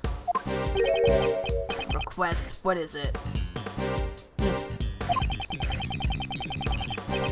Now that we've identified the giant monster, the next order of business is to capture it. The moment we arrive at the tent, I need you to locate that specific item post-haste. And Detective, I ask that you perform a follow-up investigation on the kidnapping incident. Roger that, Sai. Mr. Edgeworth, I want to help out too! In that case, you'll be in charge of calling for backup. If he is truly the mastermind, we may require the assistance from a certain someone. I've met him so many I've met him so many times, yet his facade always fooled me into sympathy. He may have gotten the better of me in the past. But this time I will settle it once and for all. I want to keep going. I really want to keep going. I really want to keep going. Like, this just got real. But I have to pee first before I do anything.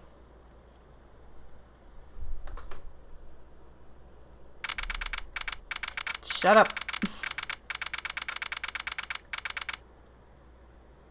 I have to pee, so just give me a sec while I set up my intermission music. Larry Butts 2016. This is just my go-to intermission music because it's a bop.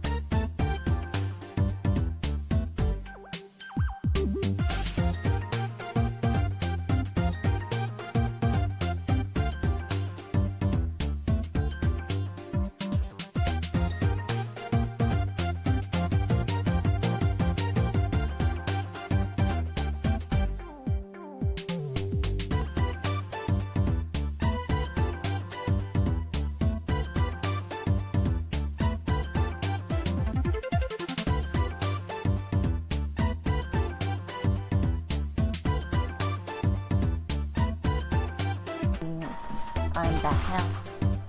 Hello, let's fucking do this. Woo, everything's falling. I'm breaking everything.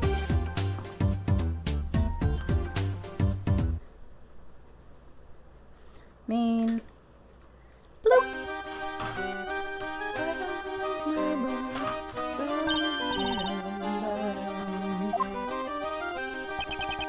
Are you guys here for the show? Mr. Keys, Miss Barry. You're a little early. I'm sorry, but we're still getting ready. I'm so happy you came. You remembered our promise. Yes, I remembered. You asked us to come and see the show when you gave me this. I'm so happy you came. Please enjoy yourselves. I'm sure my performance will surprise you, Mr. Edgeworth. Your performance has already surprised me, Mr. Keys. But he hasn't performed yet. Regina, please have a look at this photo. Is this balloon the property of the Big Berry Circus? It is! Did you see it flying around somewhere? It's highly likely that this balloon was used by the culprit in a case we're investigating. Who's in charge of this balloon? Well, that would be Simon, but are you saying... Look at this man's face! I just don't want to believe he's capable of murder. Mr. Keys, you flew this balloon in the middle of the night, did you not? I do occasionally practice alone at night. Not much of a pilot, though. I'm a little clumsy. So, for practice, you'll do something as challenging as flying a balloon at night. Wouldn't that be rather difficult for someone who's clumsy and not much of a pilot? Then what do you think I was doing, Mr. Edgeworth? If I had a nickel for every circus-based murder, I'd have 2 nickels, etc. I'm not finishing the quote if you're not finishing it. Also, is this... Would the magical turnabout be constituted as a circus murder?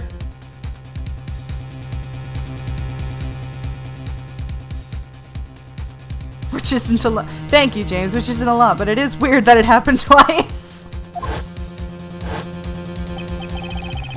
In order to frame her for murder of Jill Crane. Isn't it though? Yep. Hi Phoenix, how you doing? Not a single security camera recorded Kay using the elevator. Therefore, the only way she could have gotten up there was through flight. And the only one who could have flown her up there was you, Mr. Keys. No way, Mr. Edgeworth. How can you say that? That's not all. You drugged John at the garbage pickup and kidnapped him. Wasn't that why you were late when you came to watch the trial of Patricia Rowland? No way, I have no idea what you're saying. There's no way I could do a thing like that. Please believe me, Mr. Edgeworth, please. I wanted to believe you, however, you have broken that trust yourself. That's horrible. Why would you say that? Didn't you once say that you would trust me? That you'd believe in me?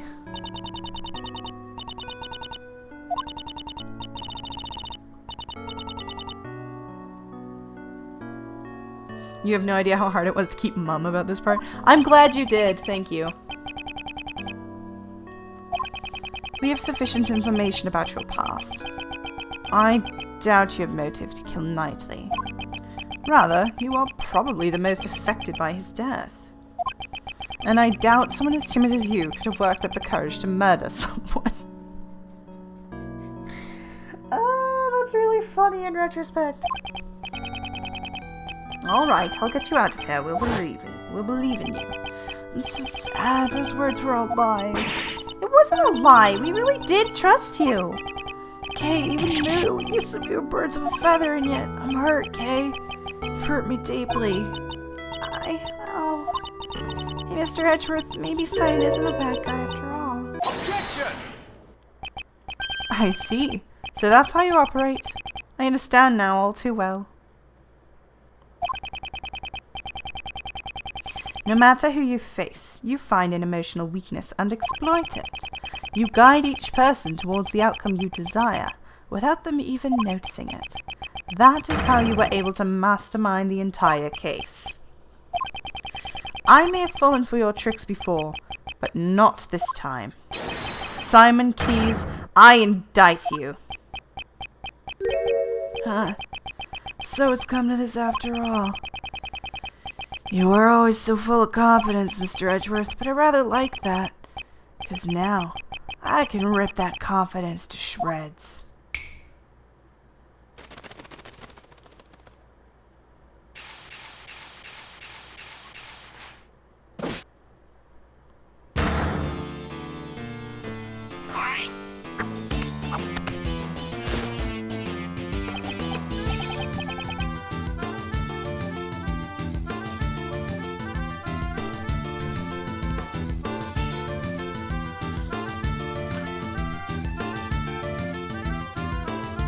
Give me a sec, where's my phone?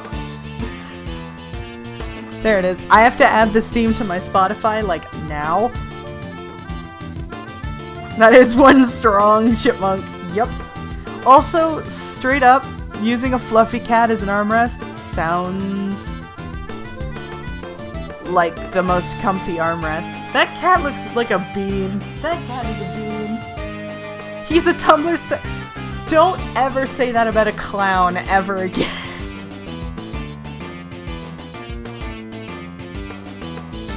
Clowns are not allowed to be Tumblr sexy men.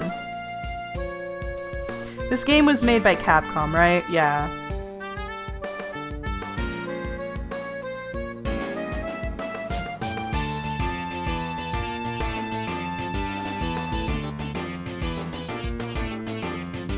I genuinely and completely forgot the name of the company. This song is fucking great. Had an encounter with a clown rather recently. Oh no, what happened? Who tried to fuck a clown? Dude, this guy's theme slaps.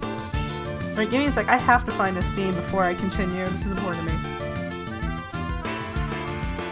Wow, that was fast.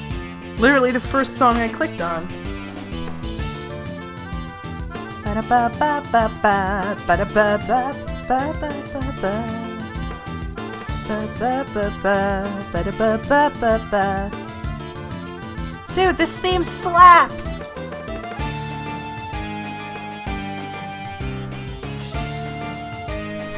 Dude, you know how I found out this was his theme? Because I read the name and I recognized his name in Japanese. Proof that I am learning Japanese. Dude, this theme is so good! Sorry, I have to continue the game, but I'm gonna be real, I have a weird affection for circus-based themes that go in triplets like this. Oh, yes, dude.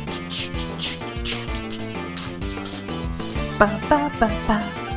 God damn, he sounds like Don Paulo. Good work, everyone. His personality has completely changed. So, the animal tamer who could not tame animals, it was all a facade. This is the real Simon Keys. Simon, that's not true, is it? Truth or lie, what difference does it make? Huh? Mr. Edgeworth just made me a little upset, that's all. What the fuck? Well, that's awesome! First of all, awesome expression.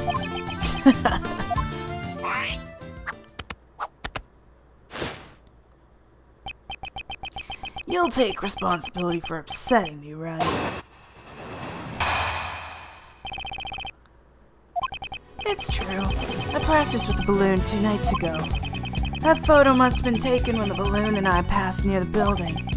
I often fly around that area for advertising purposes. There's nothing unusual about that, right? You often fly around the Grand Tower in the balloon? Yeah. Even the circus needs to advertise. Regina, is that true? Yeah. It was Simon's job to advertise using the balloon. Most people who live around here should have seen it. Voices edging towards Nagito slowly. I don't think that's intentional, but if I slip into Nagito, I'm cool with it. Because he gives me Nagito vibes. That balloon was used in the crime we're investigating. Like I said, it's just a coincidence. I simply happened to pass by the Grand Tower when the photo was taken. I shall determine whether or not it was a coincidence after I hear your full story. Dude, this guy has the best theme I've heard of any big bad in the series.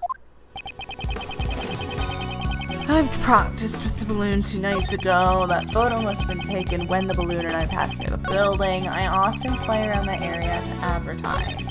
There's nothing unusual about that, right? I mean, there is, but we'll press you. Hold it! Was the balloon launched from this tent? There's a nice big park near the Sunshine Coliseum. I always launched the balloon there. I see. In that case, how do you transport the balloon to the park?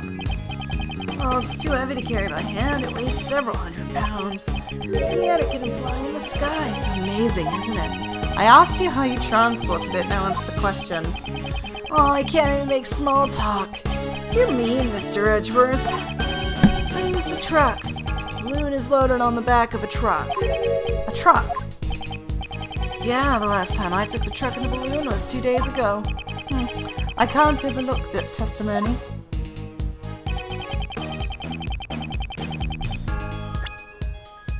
Pretty sure. Objection! Yeah. Sorry, Simon. Dude, I love this guy. A live gorilla reaction. Yeah, that gorilla seems real pissy.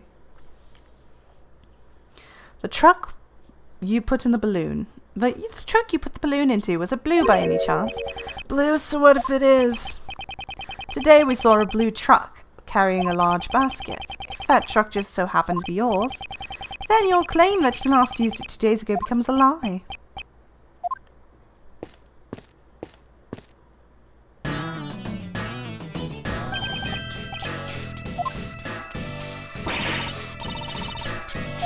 I'm not voicing Emma because I don't like her. Do-do. Sorry, babe. This version of you is the only good one in the entire continuity. No other version of Emma is valid. Prosecutor Edgeworth found the thing you were looking for. I found it. It's placed in the blue truck at the dressing room parking lot.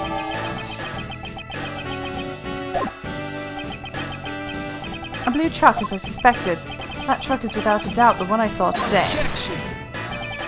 He has an objection sound. There are a number of blue trucks out there, you know. Who's to say you're not mistaking it for a different one? It's definitely that one. I got a good look at it. Hi, Mr. Edgeworth. What's that? It wasn't me. Okay, words have no strength without evidence to back them up. Evidence. Present evidence. Do I have any evidence to prove that this was the truck I saw today?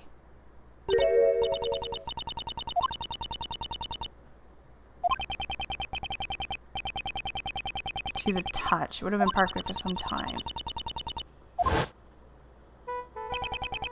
What could prove that the truck I saw?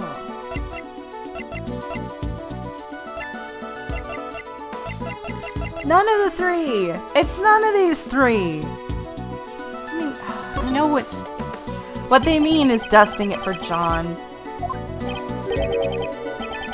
What for? I don't see any point in that.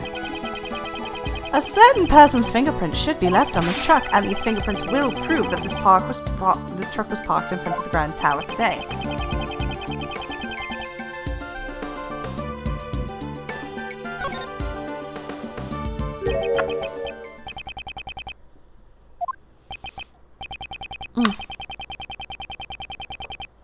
Indeed. Earlier today, I touched a truck in the plaza in the front of the Grand Tower. I'd like to dust for my prints. Emma, might I request a scientific investigation?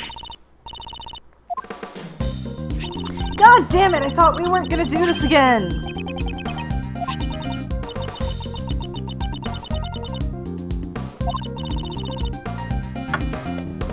Just like Phoenix's prints on the sacred urn of Green Village. Exactly!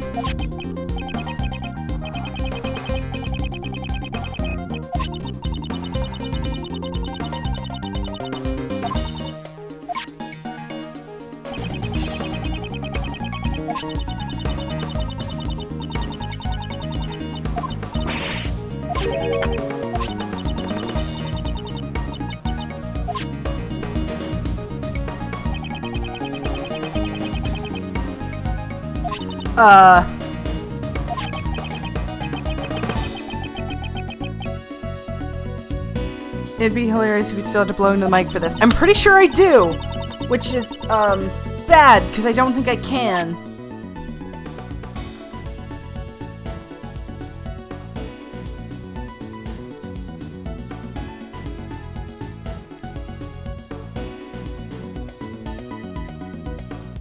Go on and blow our ears out?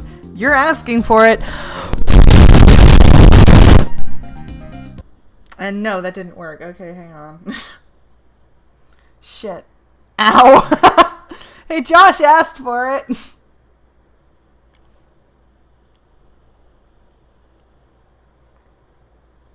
Hang on.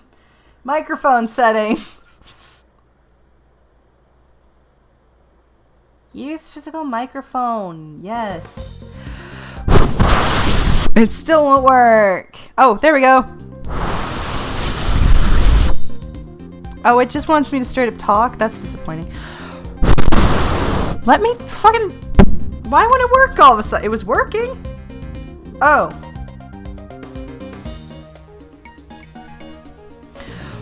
It was working and now it's not working. What the fuck is happening? Why is it only working some of the time? Come on, work with me here, people. Maybe if I sing at it, it will do it. What's an Ace Attorney song I can sing to get it to do the thing?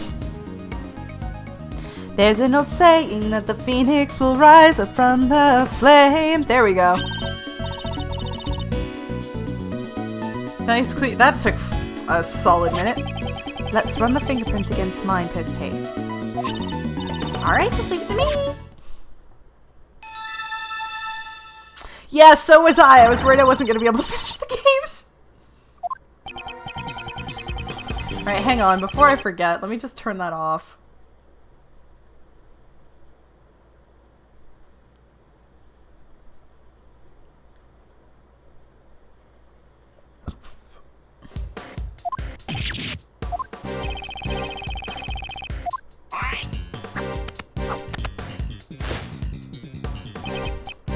I'm just taking it for a little joyride. Kay was abducted 2 nights ago. Your balloon was sighted not far from the scene. Today there was another kidnapping in which a garbage truck was used. And once again your truck was seen nearby. Objection! This all sounds like nothing more than pure coincidence to me. So, it was pure coincidence that you're parked near 2 separate kidnappings? I doubt that. You were involved in both kidnappings, weren't you? Isn't it a bit rash to automatically assume that the 2 kidnappings were connected? And what if I had evidence to prove the 2 crimes were connected by the same culprit? Oh, you're serious? I can't wait to hear this! What did Kay and John's kidnapping have in common?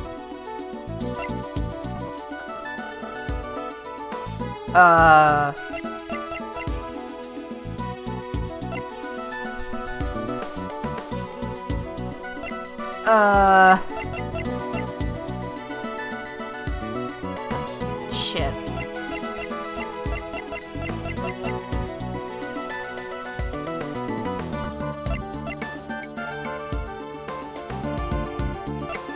I mean, it had Lotta in common.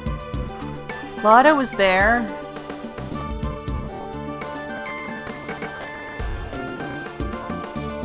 Thank you, Josh.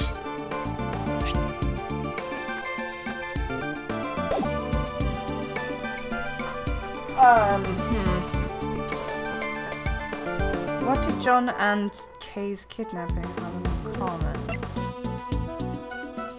I don't actually know.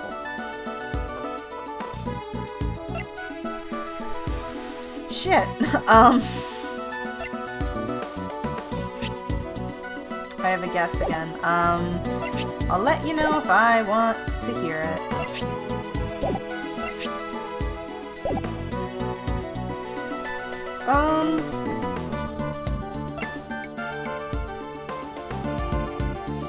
Other than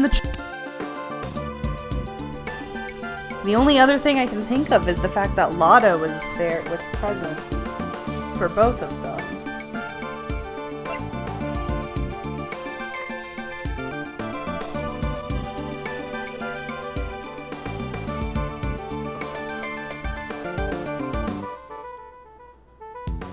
that, and they both had to do with the SS5 incident and Blaze.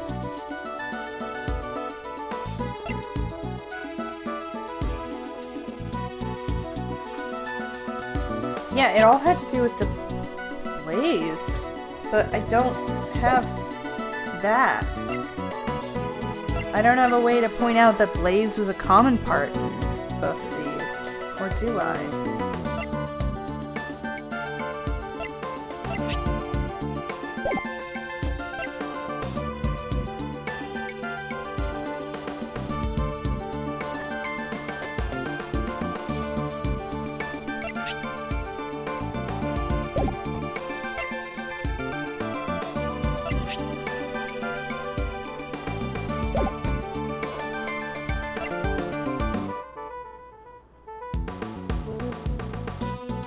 Alright, James, tell me what your guess is. Because I genuinely don't know what it could be, and if it's a guess, then I can dispute it if I don't agree. The Grand Tower? I guess both technically took place at the Grand Tower, yeah. Take that! Nope. Oh, and just what part of that evidence shows that exactly? I'd say around here.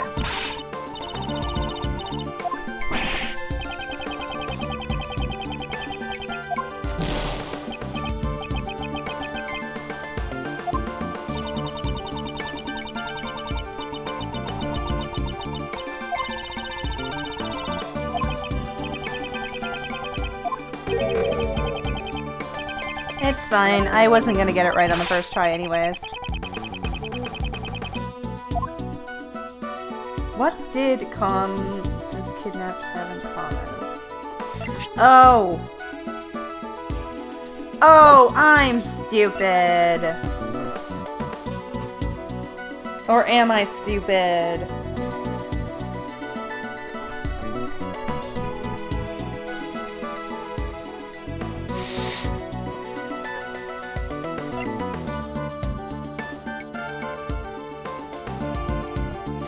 Oh yeah, I'm super stupid. Fucking hell, it's the Sleepy Z. They both used Sleepy Z.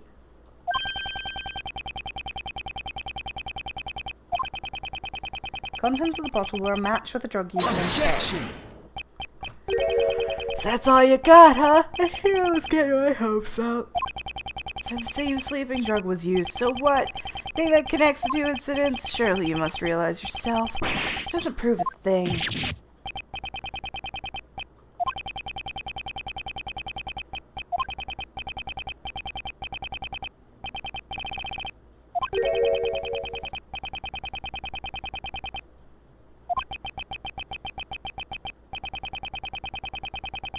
Objection! Objection!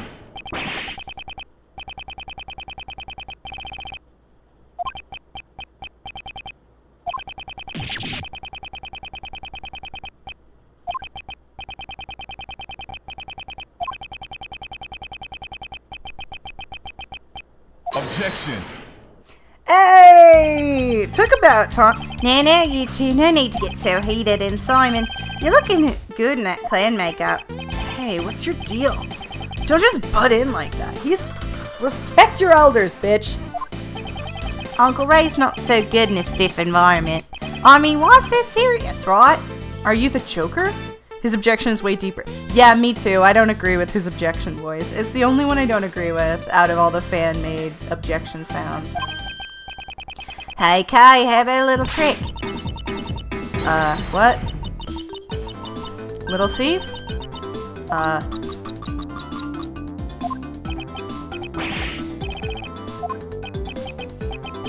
Hey, Miles, I'm buying you some time to get all your ducks in a row. It's probably a better way to stall for time than this, but whatevs. Woo, nice one, Kay! I'm not so sure about this method either, but I have to find something that connects Simon to the case, and I need to find it now. Is there evidence not related to the kidnapping that's connected to the mastermind's identity? That's it. The mastermind is the same person as the young acolyte Dogan was looking for. If I can just connect the young acolyte to Simon... Which piece of evidence could be connected with the mastermind's true identity?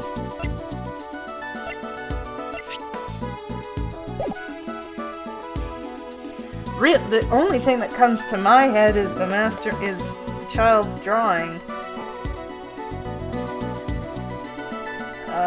Because the child would know Dogen.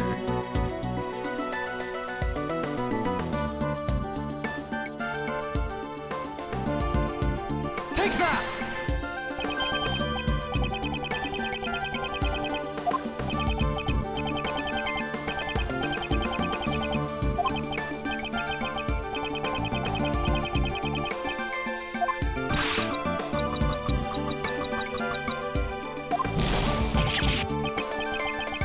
Whose side are you on anyways? Something. I have to find something. I simply must exist. Okay. So what connects him to him?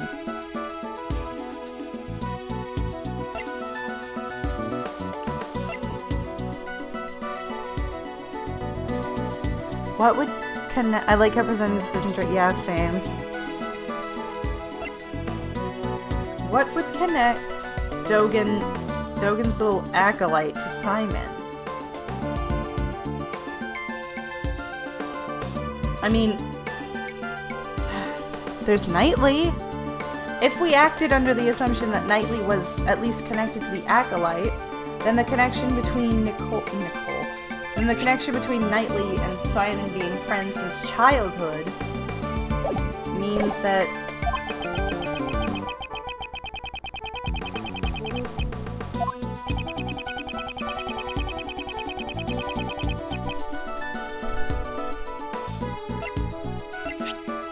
wrong one. One more. Take that! Nope. Why am I always the worst at this part? We're right at the end and now I'm slipping up.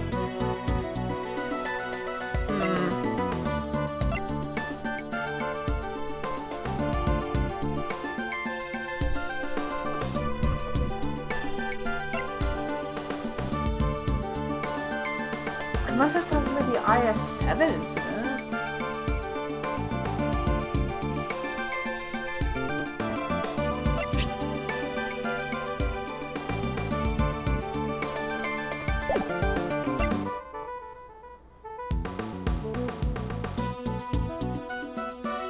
They could be giving you 50 options with no clear answer and an instant game over. When did they do that? That sounds very specific.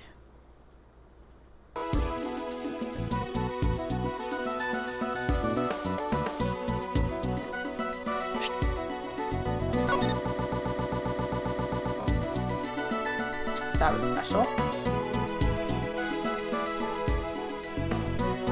A couple of times in the last case of the second game. Oh, yeah, I know what you're talking about.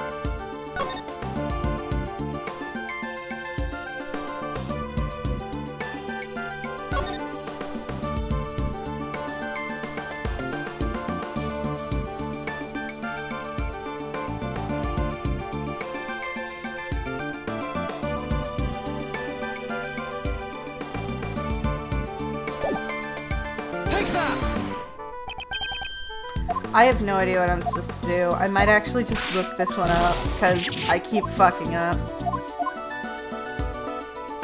I timed it at one point, it took me 20 minutes. Yeah, no, Justice for All was an iffy little bitch, wasn't it? What connects this?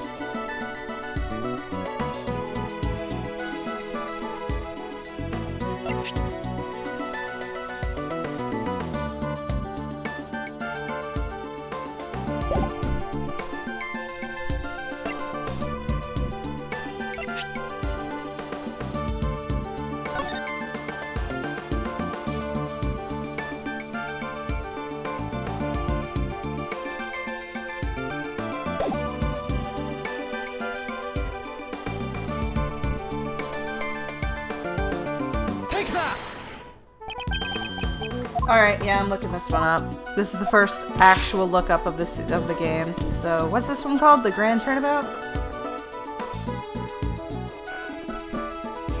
Man, they did Sebastian so dirty. I genuinely forgot he was in the cover art of this case.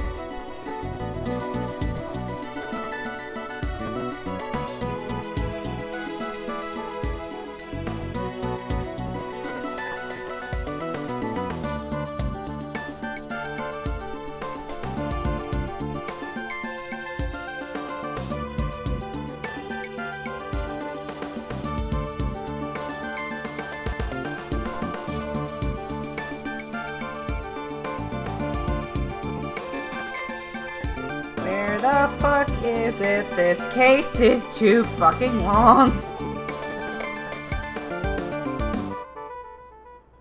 Seeing the fingerprint, blah blah blah.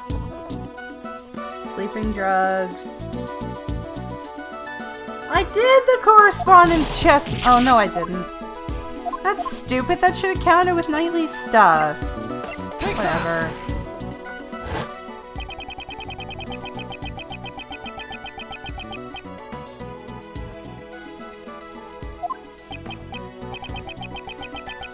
At least it's not an ambassador with extraterritorial rights this time. I mean, Alba was cool. I liked him. But he wasn't the big bad. That's it. That's true. It was almost like that in the plane. That's it. The mastermind played a role in the correspondence chest. If I can prove that it was Simon, that's enough. I can't stomach any more of your star excuse for a performance. If you have no more objections, then I ask that you let me get back to preparing for the show. Thank you for the help, Mr. Shields, though you may have taken it a little too far. You share the cappy? I take it you found something?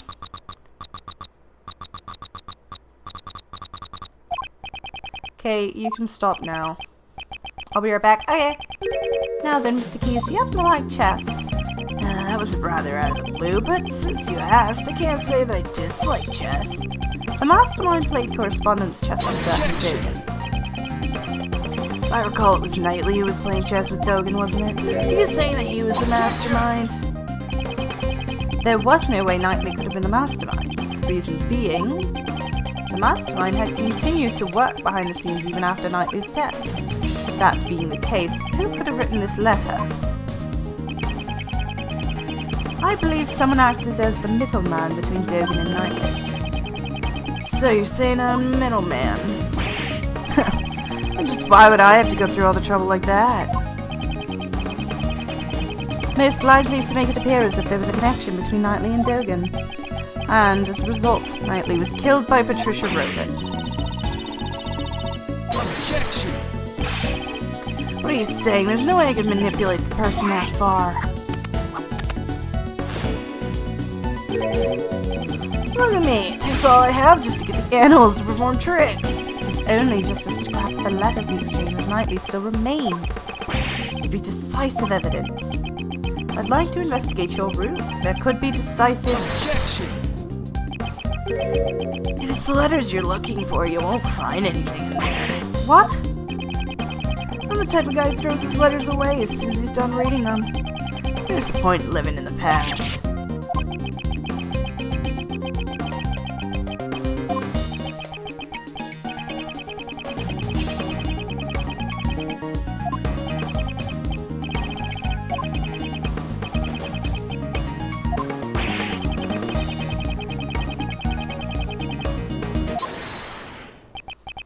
Who was that? Excuse me? Miss Berry, what's on her mind? I've been listening on what you were all saying, and, when you say Mr. Knightley, do you mean Simon's friend, Mr. Knightley, right? Yes, that's correct. Does she know something? This morning, a letter arrived from Mr. Knightley. It was for Simon. What? What'd you say? That's impossible. Knightley's already dead. Miss Berry, please let me see that letter. Okay, here you go.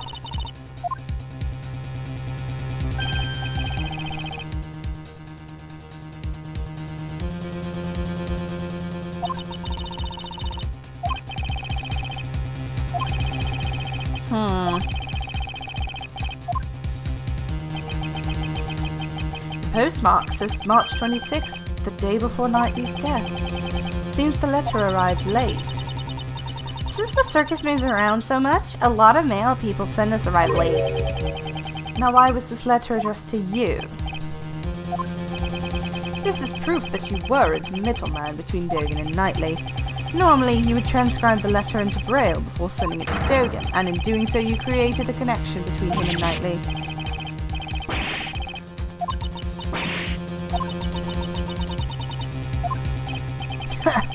Don't be ridiculous.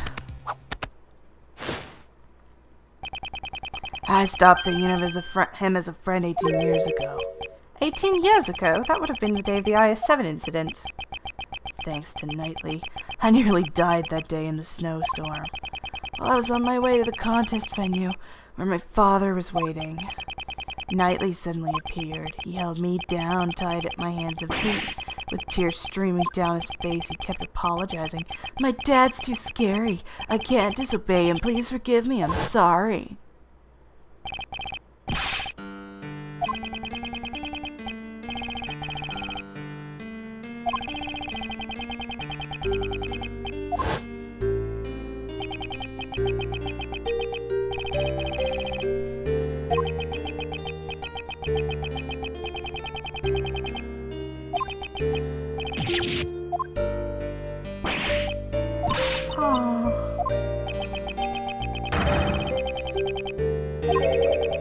What could this mean? His confession runs contrary to the information we have. The name of the victim in the IS-7 incident was Isaac Dover. Isaac Dover is my father's name. 18 years ago, my memories were muddled from the shock of my near-death experience. It wasn't until later that I learned the truth. On that day, my father was murdered. The culprit of the IS-7 incident was a confectioner by the name of Dane Gustavia. So that was the name of Knightley's father. The low-life scum of the earth killed my father, just as the thought of him makes me sick. So, you knew who the culprit was all along? Of course not. Had I known, I'd have tipped off the police a long time ago. All I knew was that Knightley's father was trying to set up my own father. That's why I immediately knew the one who died that day was my dad. Knightley had a hand on my father's murder, that traitor. He was the son of a killer. It's only natural that he end up dead. It would appear that you are a victim of a very serious misunderstanding. Misunderstanding? Just what are you talking about? Isaac Dover, at the time, he was actively working as a sculptor in France, under the name Pierre Huquet. Is that right? Well, I'm sorry to say I don't remember that at all. It's only natural you don't remember after all. He's not your real father. Huh? What, is this supposed to be a joke? I am not amused. You won't be able to laugh at all once I reveal the truth to you. This piece of evidence proves that you are not Isaac Dover's son. Take that! Isn't that Knightley's chessboard and his ring? I want you to take a good look at the ring's design. There are 2 letters inscribed in it. That is the seal Pierre Huquet used as his signature. 18 years ago, it was found lying near the body of Isaac Dover. The police had found Isaac Dover's son and gave it to him. Isaac Dover's real son is Horace Knightley. In other words, you are Dane Gustavia's son. Well, I mean, they both committed murder. Like father, like son, I guess.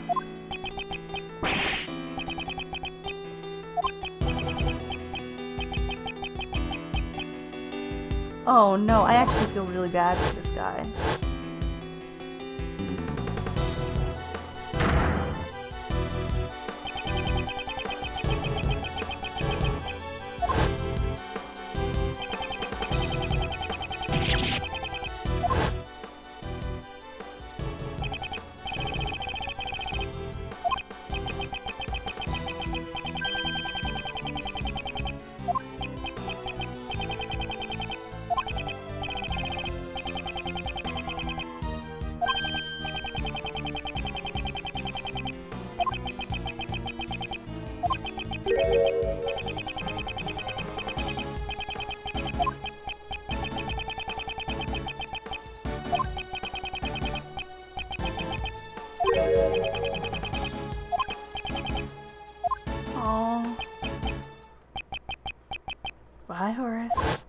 Oh my god.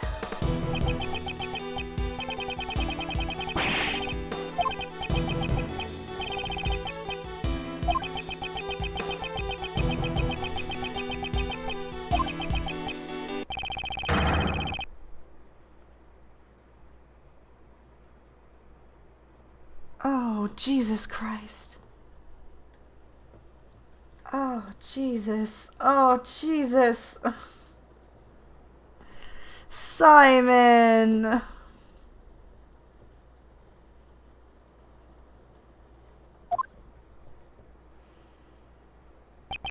This finally proves it. Simon Keyes, you are Dogen's correspondence chess partner and the mastermind behind this case.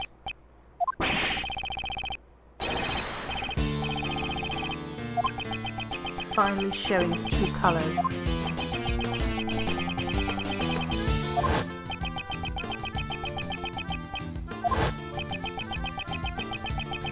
A sad story, bro. Still murder. Oh, dude, this is so fucking tragic.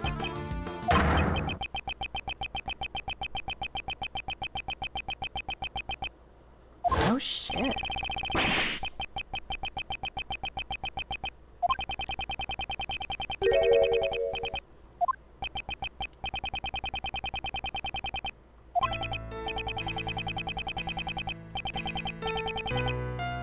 Oh.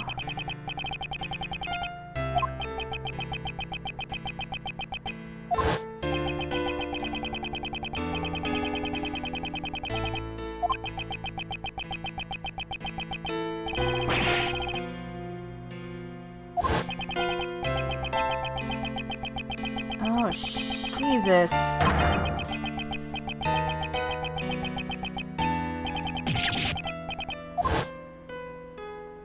Oh, dude.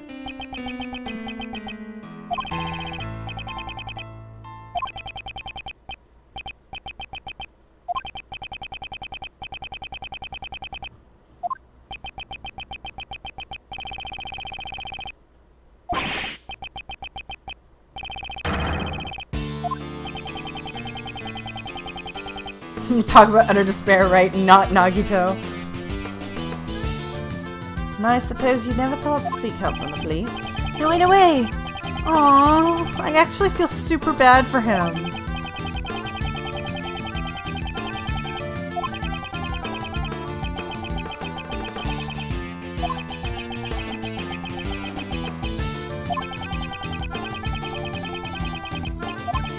I see, so that's why you kidnapped John. To force a guilty verdict, even in the absence of evidence.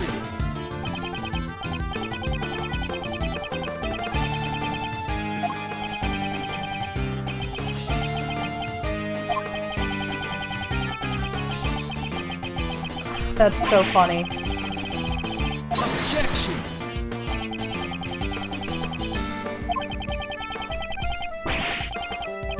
I'd never do anything so evil. No way, no way, no way. I just couldn't. And besides, Mr. Edgeworth, I'm actually quite thankful to the real criminals for giving me the opportunity to extract such sweet revenge.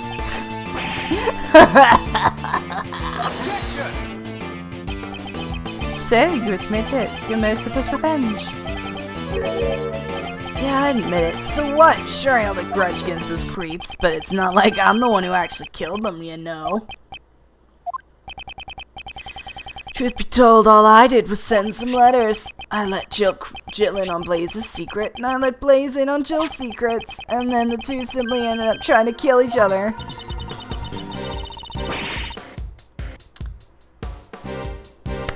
You know, the longer I listen to what what Simon is saying, the more he's starting to remind me of Junko.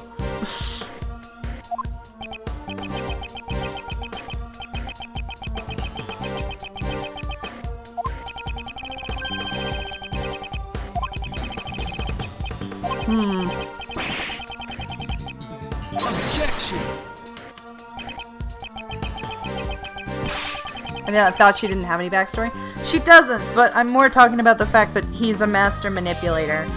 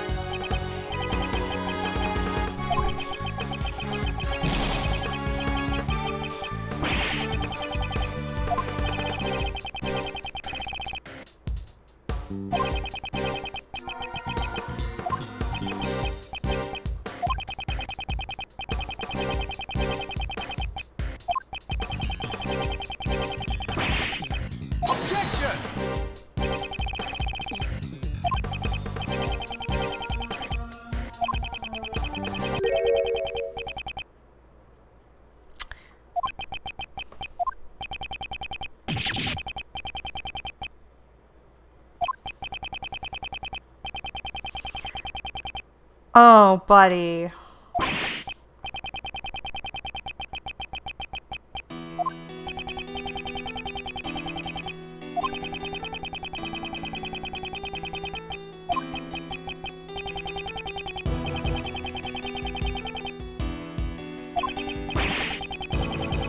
A turnabout of miraculous proportions.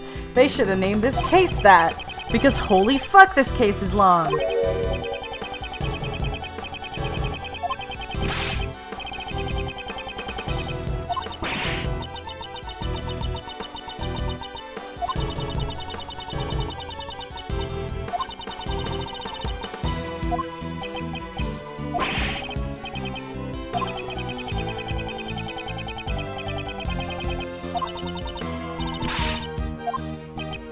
No, Kay.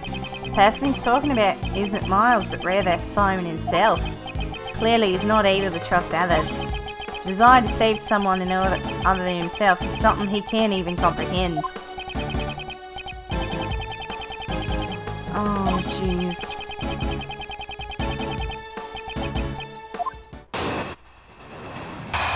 Dude, this is getting heavy.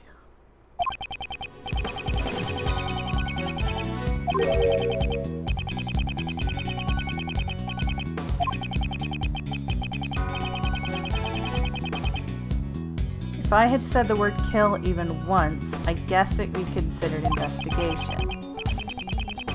Well, maybe I did say it, but there's no way for you to prove it.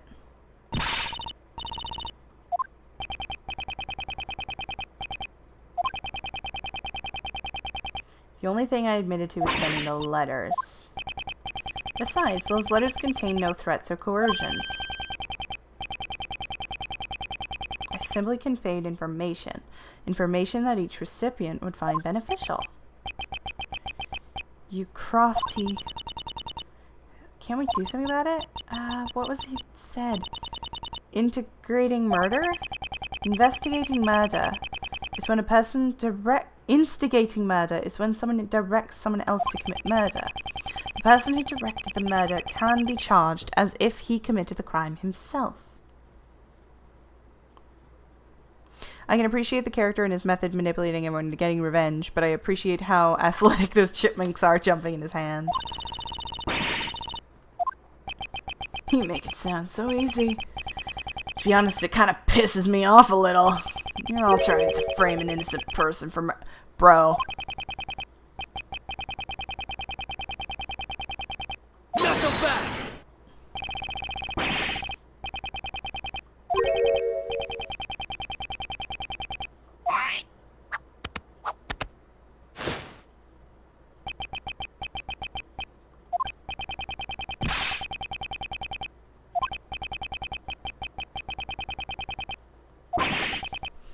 Dude, you have a monkey and a tiger and a bird. Those are the only three I'm really scared of, is the ape and the tiger. And the bird, because the bird can peck your eyes out.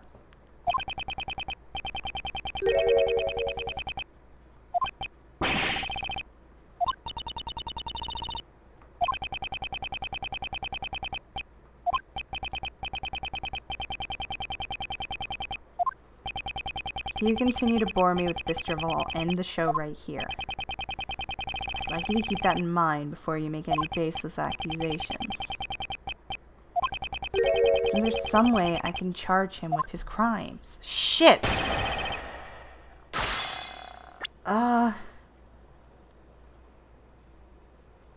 Shit.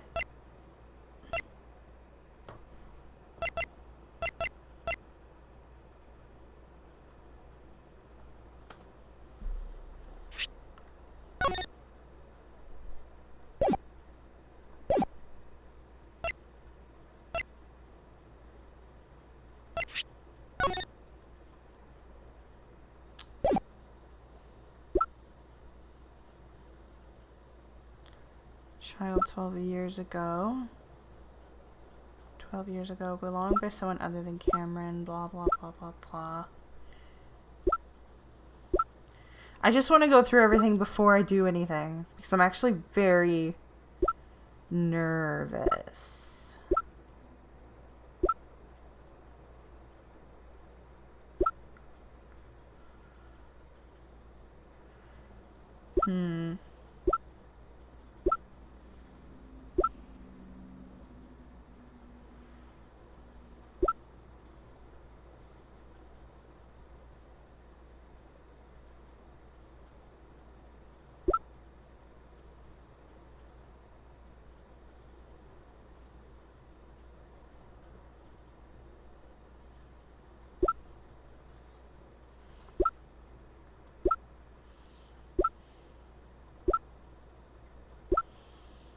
How can I prove he instigated a murder?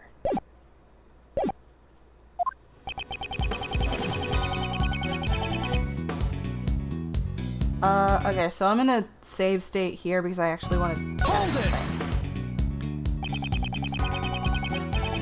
You might just have to press him, yeah. If proof of that were established, it's instigating murder, okay. Blaze, Patricia Rowland, and Knightley. Their crimes are unforgivable, of course. However, the one who pulled the strings from behind the scenes and drove them all to murder was none other than you, Simon Pease.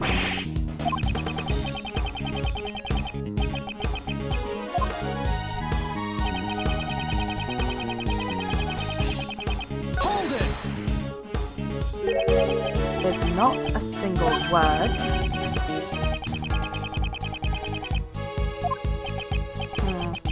Given his composure, I'd say he's not bluffing. Does this mean that every single word in his letters had been carefully calculated?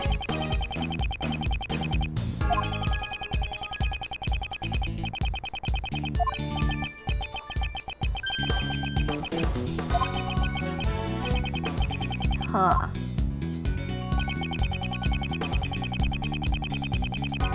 Hold it! I know you instigated the murders.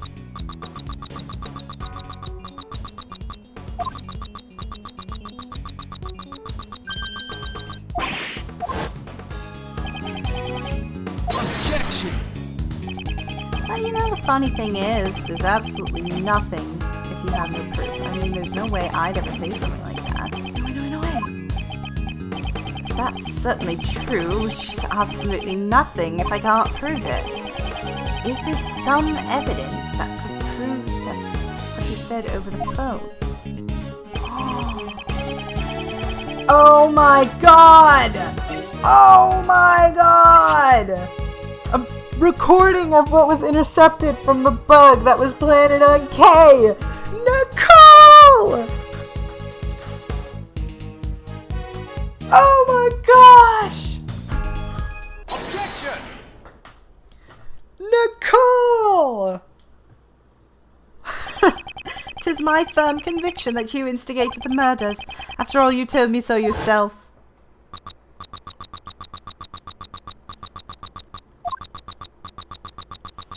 Dude, Nicole was involved in everything and I love her.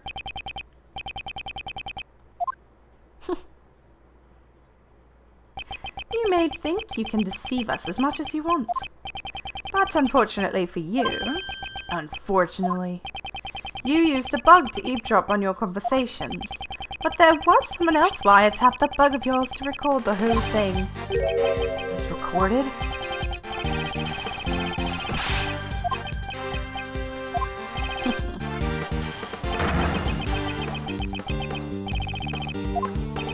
Miss Swift, I'd like to listen to your tape. Roger! Ah, it's right about here.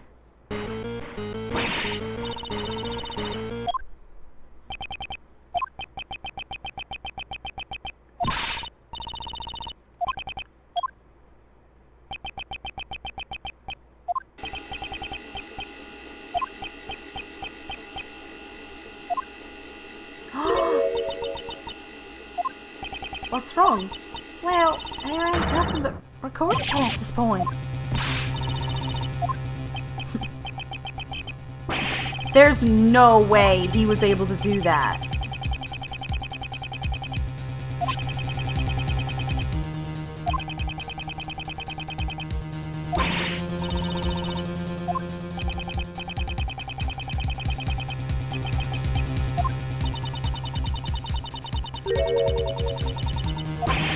Objection!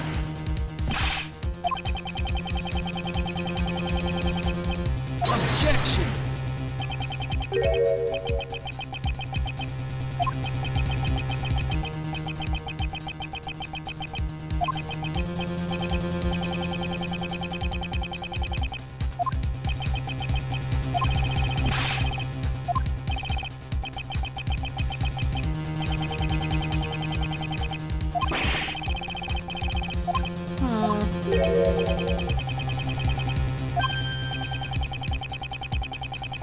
No way.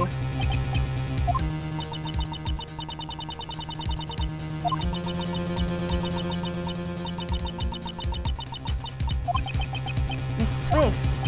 Okay. Yeah? The bug was planted on your bed, right? Do you have any ideas? How do you expect me to come up with an answer right off the top of my head? You was the one who came in contact with the culprit.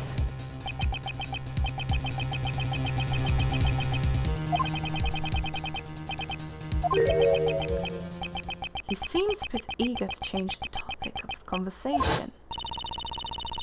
We literally just saw this. Only Kay came into contact with Simon. If any sound was recorded at the time she was the Miss Swift, how long have you been recording? 2 nights? Since 2 nights ago, I reckon. Since 2 nights ago, in that case.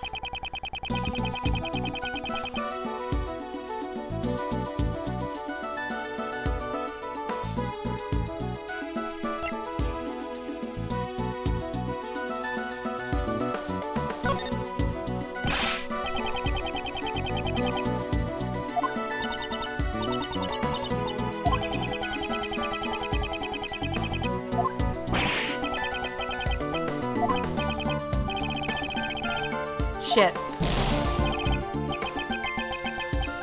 I talk shit about flashbacks to things that happened 2 seconds ago, but one of my favorite games does that thing, so I'll sit that one out. I think it's pointless even in games that I love. I'm like, hey man, fucking stop. I think the flashbacks are pointless anyways. If you can't remember details, you shouldn't be playing this. This morning? What happened this morning? I can't. 2 nights ago, nothing happened. Or 2 nights ago, Simon brought Kay to the roof. If we had listened to a recording from that time frame, Miss Swift, please let us listen to your recording from 2 nights ago.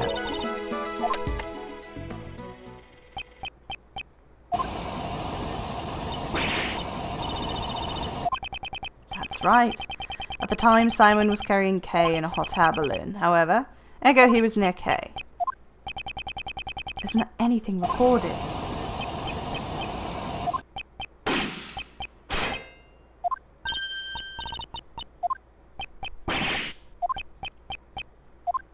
Shit. Seems you were quick to deactivate the bug. However, you were a little too late. You can't run anymore. That gunshot ties you to this case. No, there should be someone connected to the case who fired a gun. Let's strike with the evidence that points to that person. Which piece of evidence connects the gunshot to this case?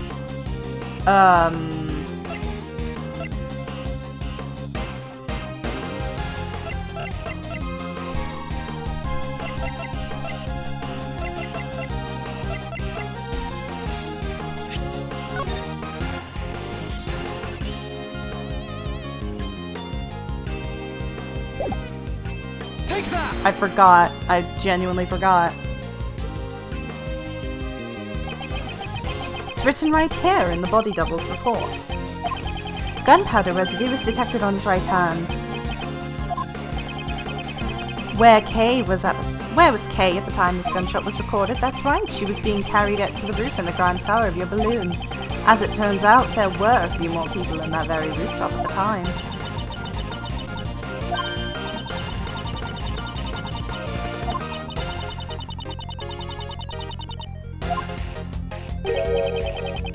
Now, what if the gunshot had rang out after that? We can clearly hear it in the recording. I doubt that you wouldn't have noticed it. Do you intend to feign ignorance until the very end? Okay, so what we heard on the verdict is not just a gunshot, it's also a clang. If you listen closely, you can hear a bullet hitting something. If the body double was aiming at Simon, then the bullet may have struck which piece of evidence? Shit,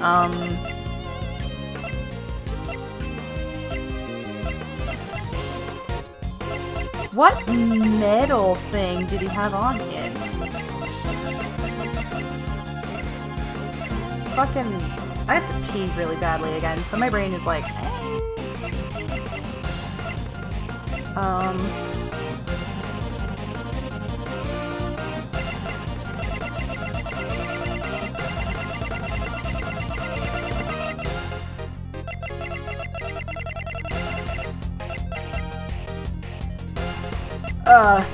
Okay,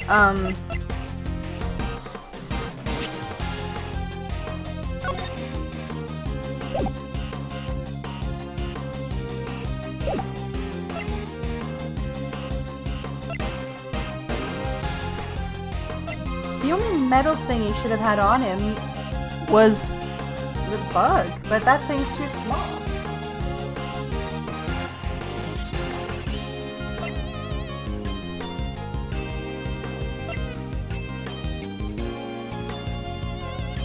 I guess, yeah, we're at the end of the game. Tell me what you think.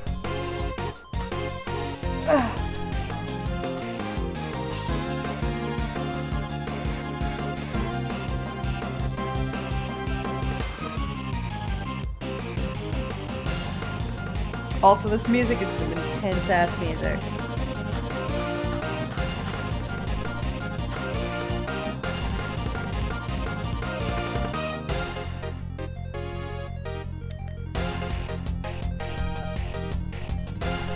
You know what? I'll be right back. I have to pee desperately.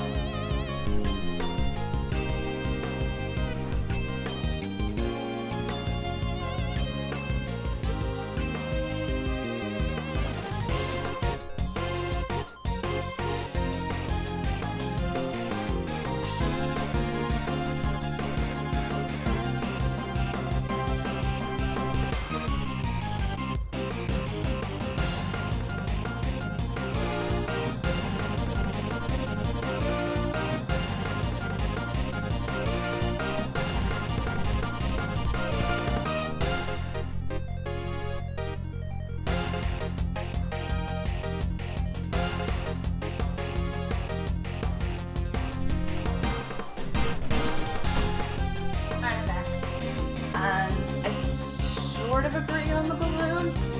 My only worry with that is that the balloon is made up of 3 parts, only one of which being made of metal. But I'm willing to take the chance on it, because I trust that you're smart people. Take that! Hey, nice.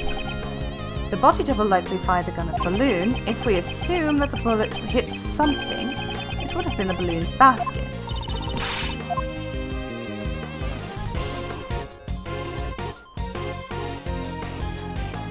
Oh yeah, bingo. This hole. It's a bullet hole. A bullet hole was found in the basket. You won't be able to talk your way out of this one.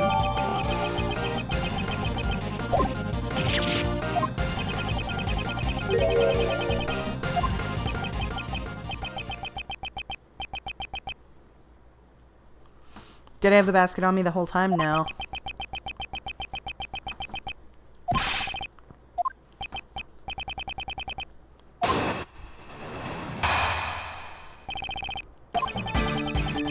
When I was riding the balloon to the rooftop, I saw a body double and you, Courtney, on the roof.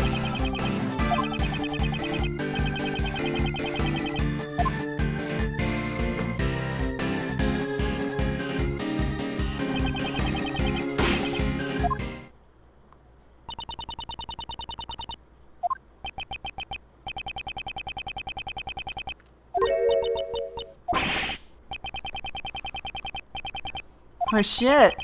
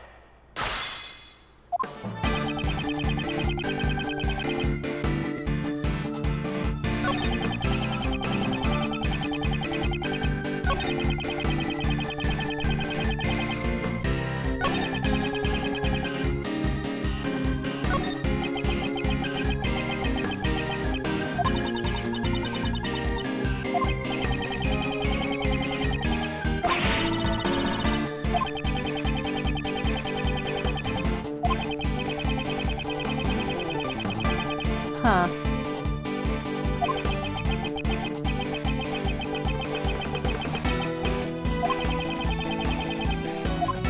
Okay, so I just have to press him a couple times. Hold it! I think it was around 11 p.m. It would coincide with the time Miss Courtney and the company on the roof, right? Yes, it was indeed around that time.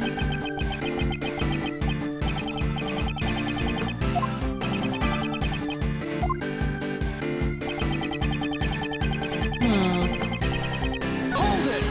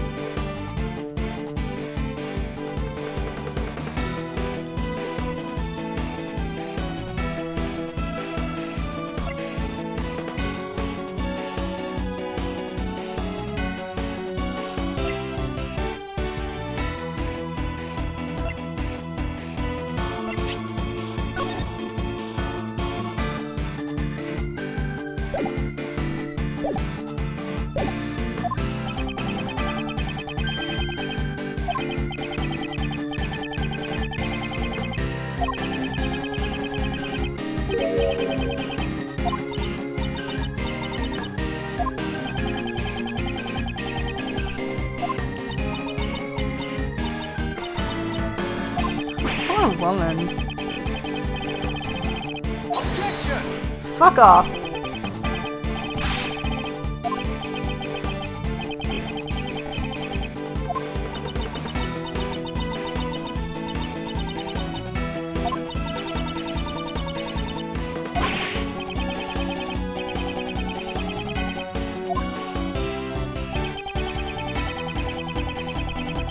Hold No one insults Courtney.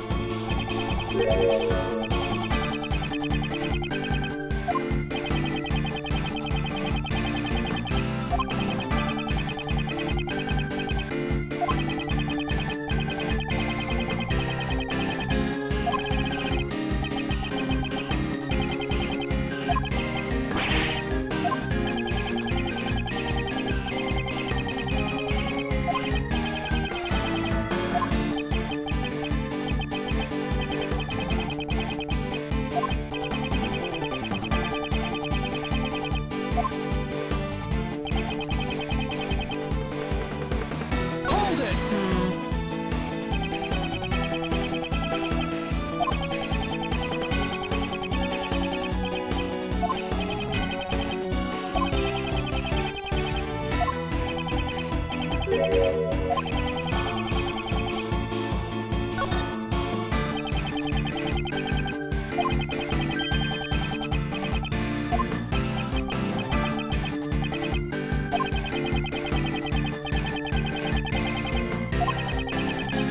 Nope. Nope, add that to your testimony.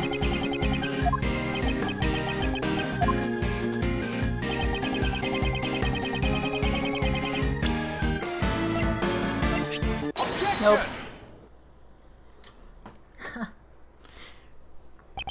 Once again, you lied. Did the body double even fit through the couch? I doubt it. Miss Hart's testimony proves it.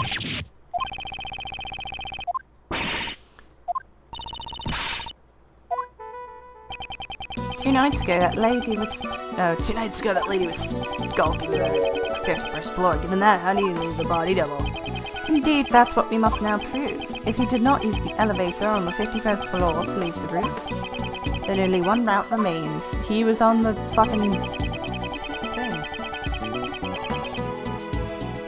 He was on the hot air balloon. Take that!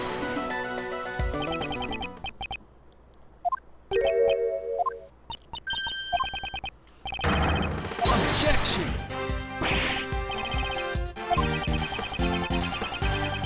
Objection!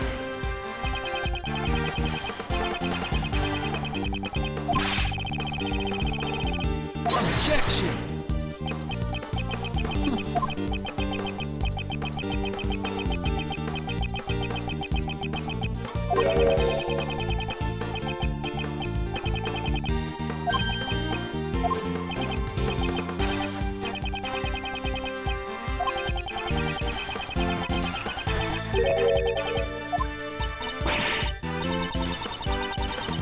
Objection!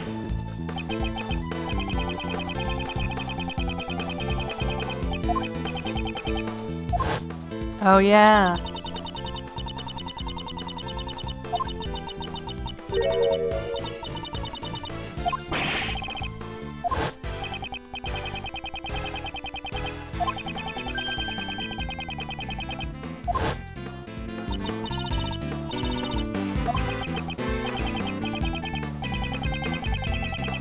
Objection! Objection! Objection!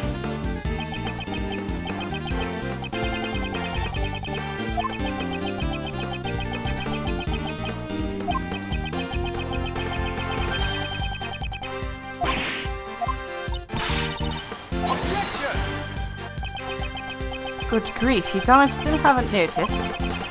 So what if the body double stayed until Lotta fainted? And then he went down to the 51st floor.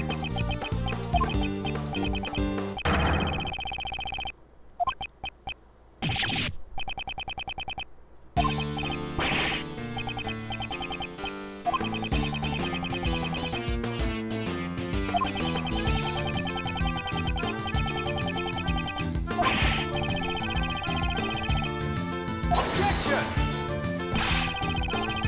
Objection!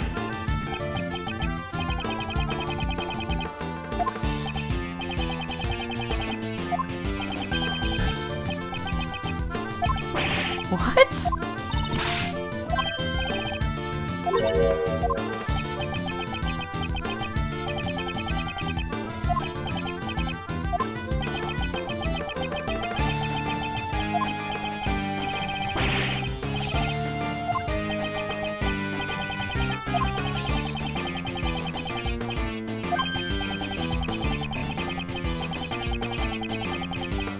bro.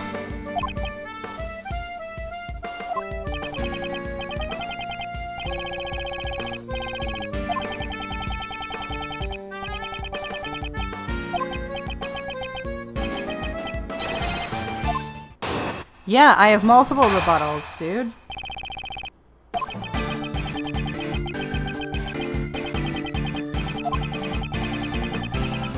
Did the same thing tonight, Ian Blaze. At any rate, there's no way the body double could have gone for a ride in my balloon.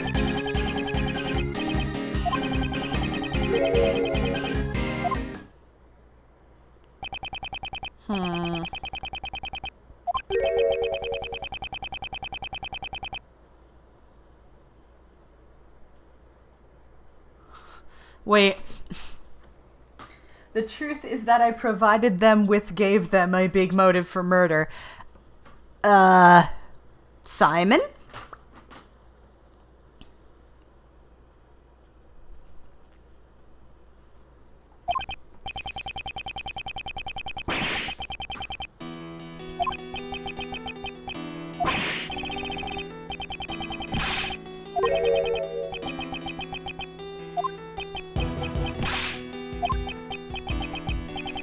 You're not actually gonna murder a 13-year-old.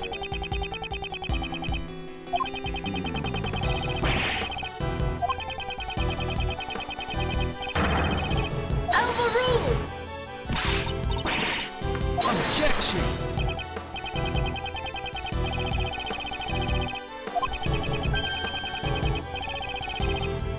Objection!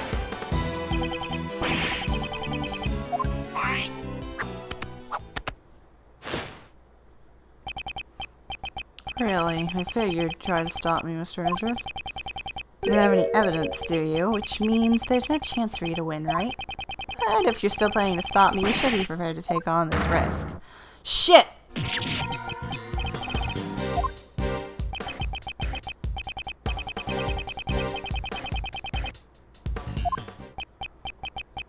Hey, Miles. Why don't you take a nice deep breath, Mr. Shields? At times like this, you should take a breather and think the back. Defense attorneys always remain calm in a pinch and smile in the face of danger. Point of contention between your logic and his claims lies in the body double's escape route. How's about, for example, we think of it like this? What's important isn't whether or not the body double got on the balloon, but rather, if we were to assume he did, what circumstance would have allowed for that? Turn my thinking around. Well, all I'm doing is a cheap impression of your old man. Did I help? Circumstances that would have allowed the body double to get on the balloon. That's right. The body double not only had a large build, but also had a gun. And in spite of that, no traces of the sleeping drug were found in his system. Which means it can't be.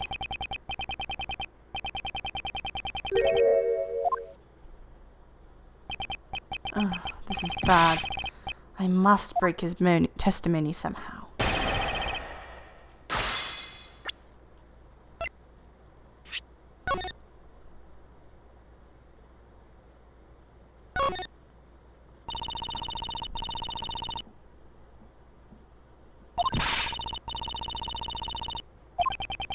I appreciate the enthusiasm, but handcuffs seem like a more reliable alternative. We're not going to talk about the fact that there's a rope. I find it hard to imagine that he would try a stunt like that. Okay.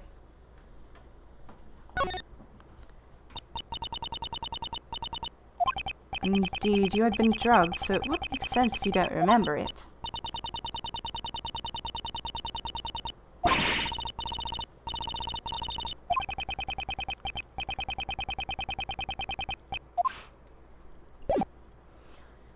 I think what they're implying is that the only way that the body double could have gotten in is if he intentionally let him in. Like Simon, I mean.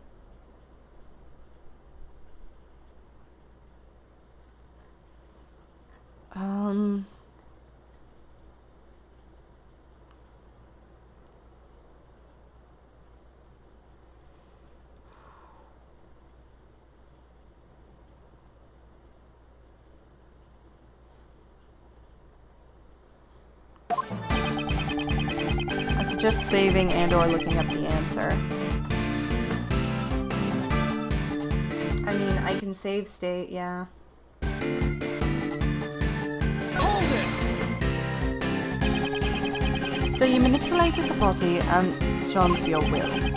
It seems rather you seem rather persistent about that, don't you think?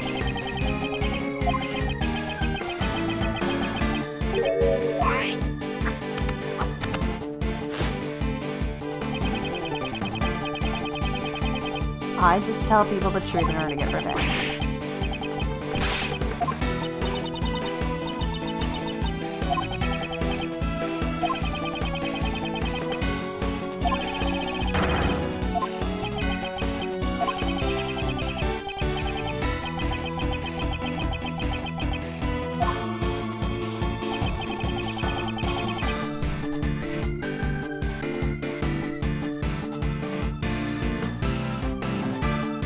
Hold it!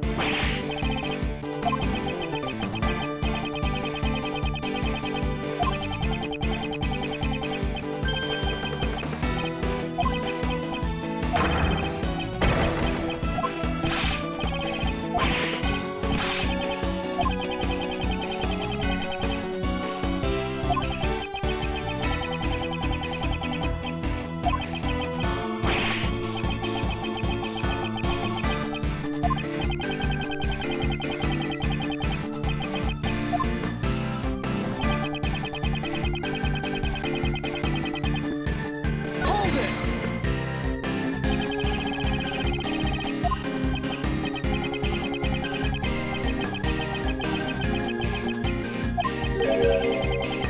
Objection! Objection!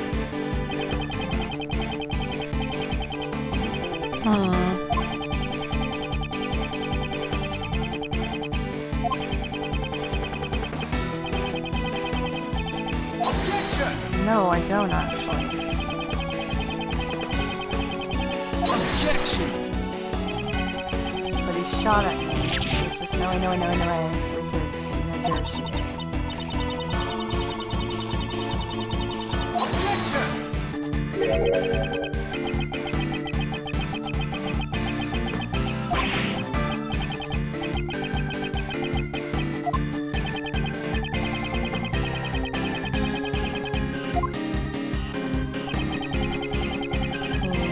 Hold it! Allow me to propose a question. Was the double really crushed beneath the monster's head? Objection!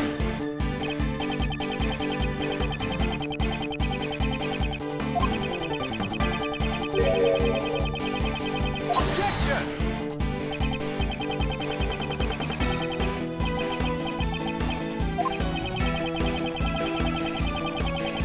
Objection!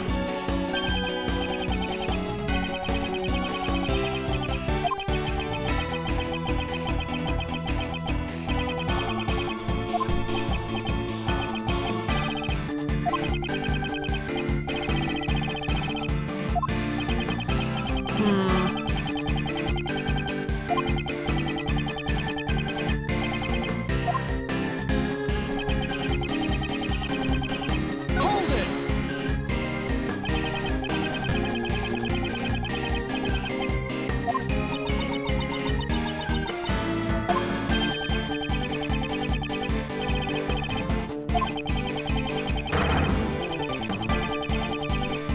Objection! Still room for further investigation.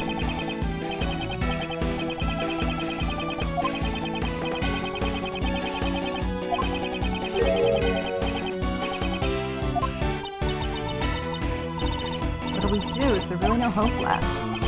Think! If Mr. Keys killed the double, then the murder could only have occurred when the two met face to face. What he had with him at the time must be the real murder weapon.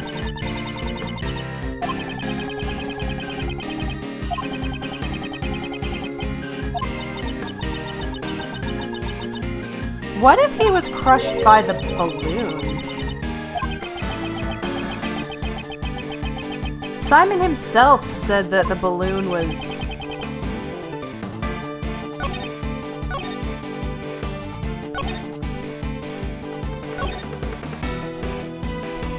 Yeah, Simon himself said that the balloon was... several thousand... was hundreds of pounds.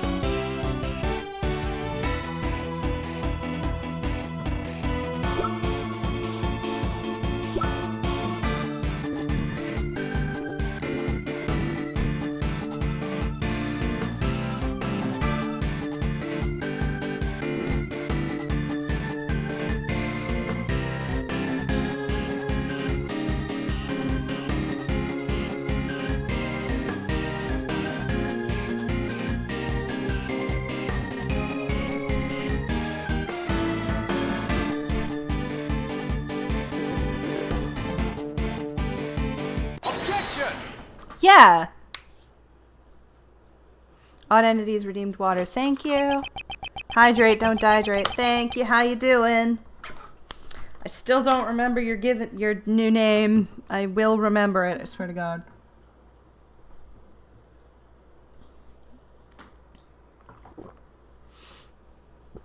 I want to though.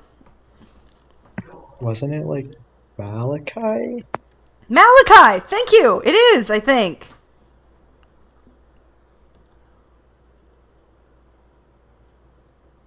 I will not allow that. The only enigmatic non-named figure is Nye, and that's because I refuse to give his name.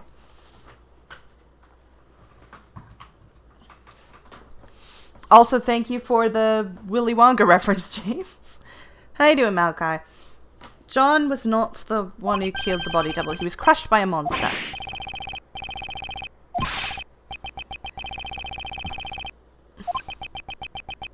Writing. Nice. The one who understands the heart of a monster is you. The only reason I caught it is because of the Cinema Sins, everything wrong with the Willy Wonka and the Chocolate Factory. Because when Wonka said that, the sin was, quote, edging.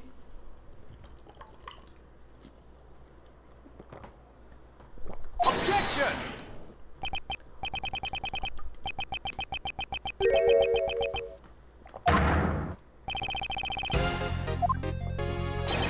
TMI.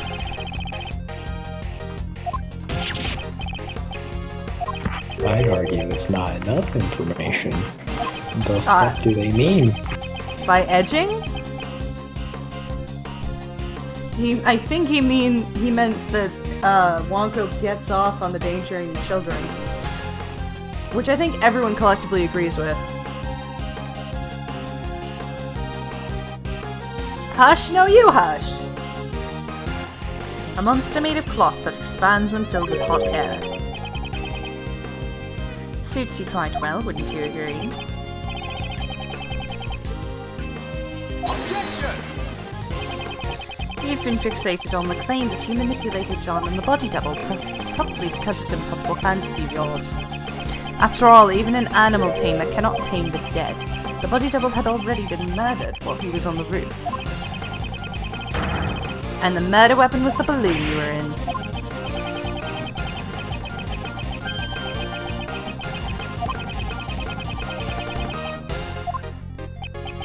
You immediately came up with a plan to defend yourself, and that plan was to crush him with your balloon.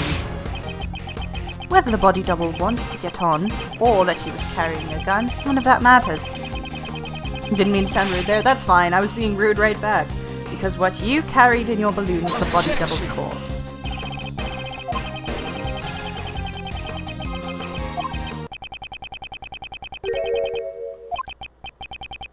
What did you say?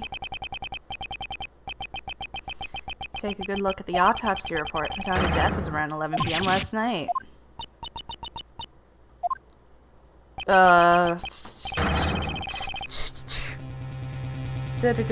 Trying to think. There was another case where they did this and they, like, delayed the fucking time of death.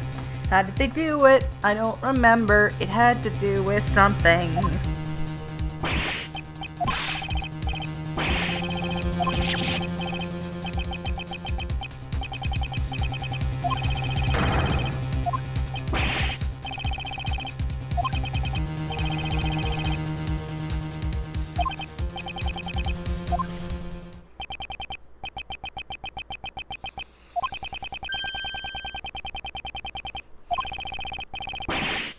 Revenge was a success, all thanks to your logic. If only the time of death matched up, then my logic would fit.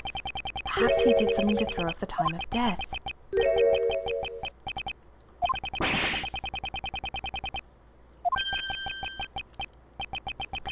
Your Honor, have you considered that the person being interrogated and accused of murder looks like Hisoka if they had less plot armor?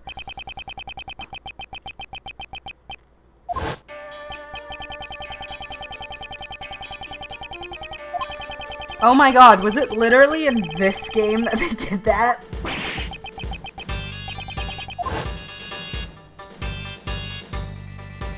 Oh my god, aren't they isn't Gustavia his dad? It also happened in SOJ. I knew it!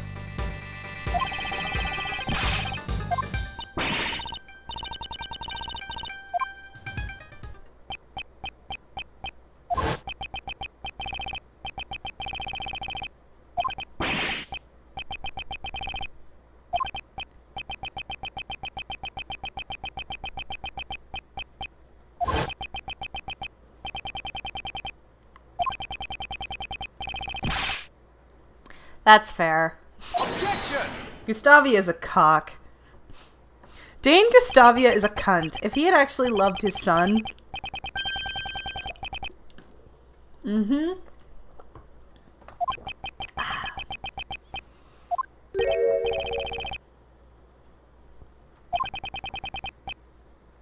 It must have been fate. By sheer coincidence, you just so happened to use the exact same method your father did to throw off the victim's time of death. We rest, from, yeah, the refrigerator thing.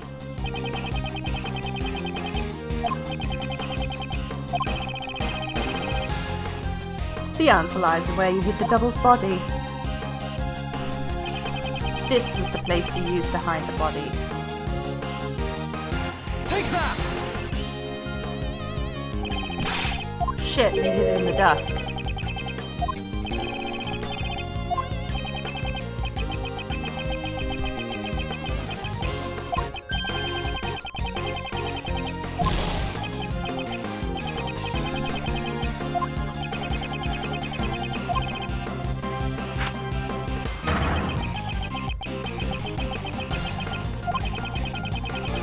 Yeah, I know, dude. Yeah, it's the refrigerated warehouse, but where was that again? It was the Coliseum. I genuinely don't remember. Take that! Excuse me. Oh my fucking god. Fine, I'm looking it up because I know the answer and I don't remember it. Oh my god, this case is so long.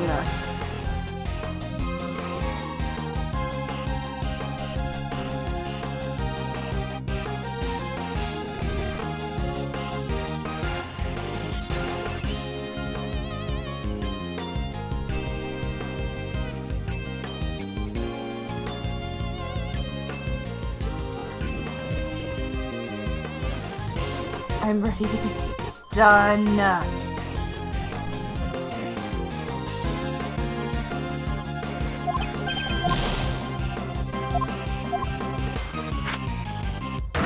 Like, this is getting awesome and I'm liking it, but at the same time I'm so ready to be done, man. Take that! Have you heard of this thing us peasants call a fridge? Seems that everything is coming together.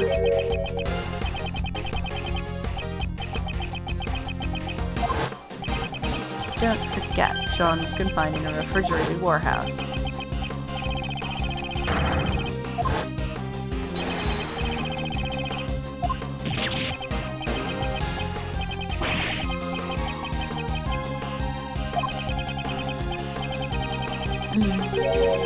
Objection!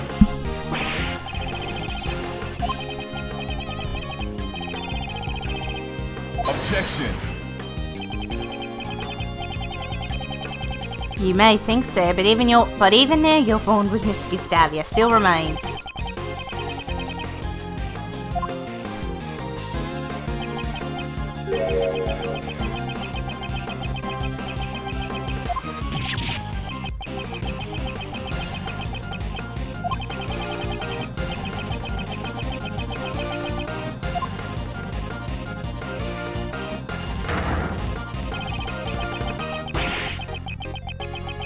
Oh. Dude.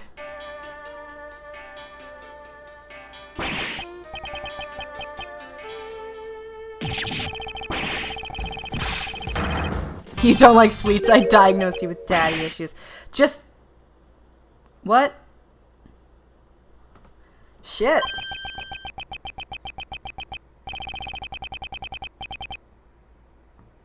You... Objection! Simon.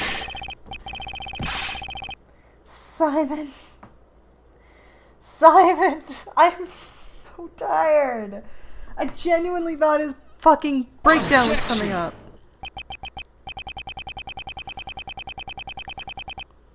Two more hours? Don't even fucking joke about that. I told you it was gonna be a marathon. I don't... If I have to do this for another 2 hours, I might just stop playing the game.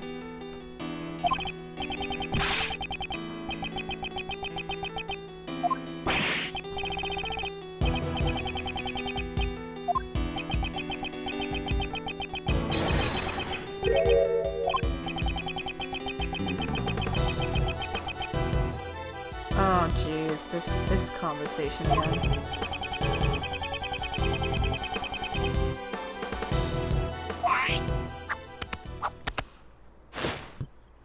This guy wants to defund the police.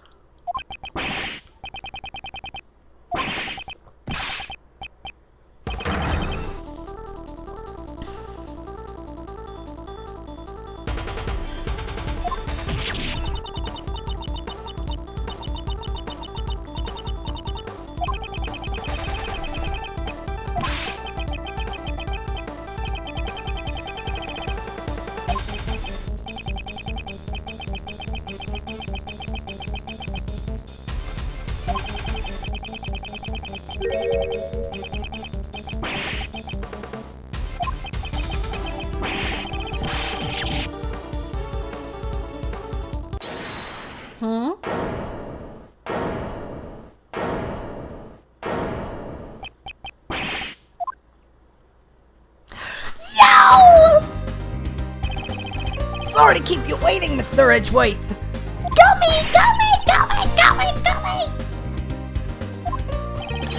I was just doing the job I'm able to do, pal. Detective Gumshoe, your report, please. I did a quick investigation, so about the warehouse John was at. That refrigerator warehouse is currently being rented by the very big circus, just as Mr. Edgeworth said. Yes! Yes! Yes! Yes! Well done, Detective Gumshoe. Now then, Mr. Keys.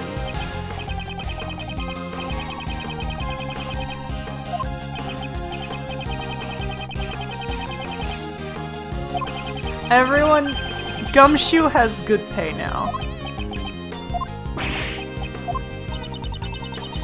We are renting a refrigerated warehouse to store the animals' food. But I don't know much about that place. After all, I let Sam handle everything.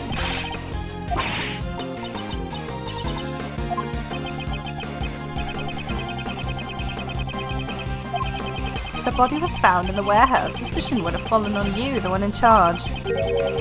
You mean Gumshoe isn't working for exposure anymore? Come on.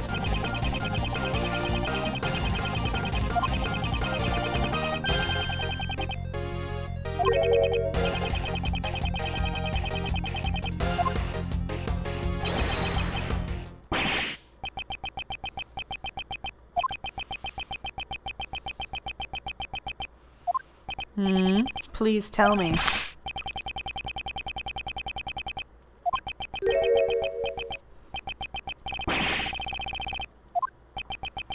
The evidence. It exists. It's not over yet, counter 3. Traces of the murder should remain here.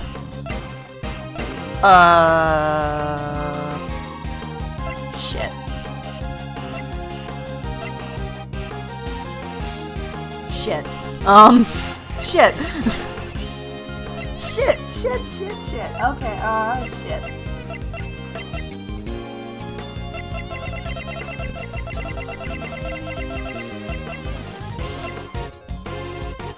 Don't even joke about that, Malachi. I'm gonna lose it.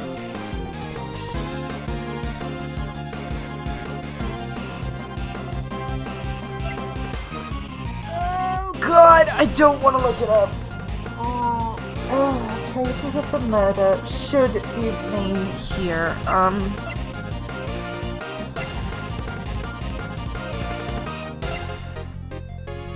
Wait.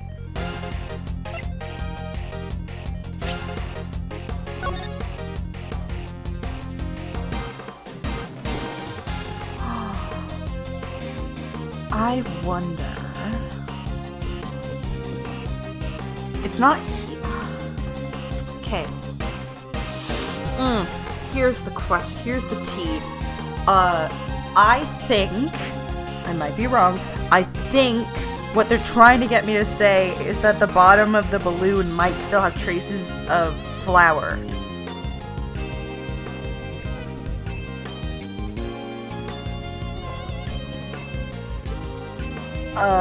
Like the flower pollen on it.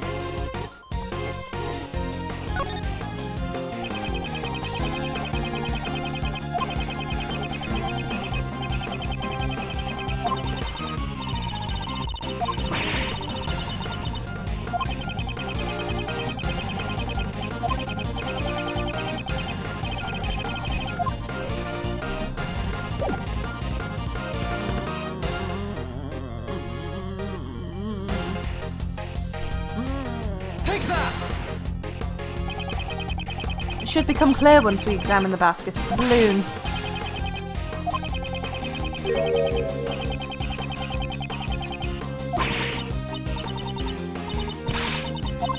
Mr. Richards is a hero who always finds the truth no matter what he's up against. That's right, pal. Of course it's gonna be fine.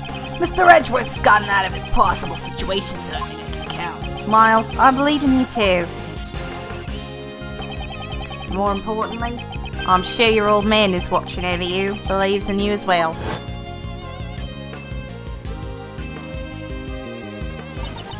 Miles Edgeworth, calm down and sink. You're just one step away from the perfect proof. The body double was killed by the balloon. The proof lies in traces left on the basket. Simon Keyes, it's time for you to atone for your crimes.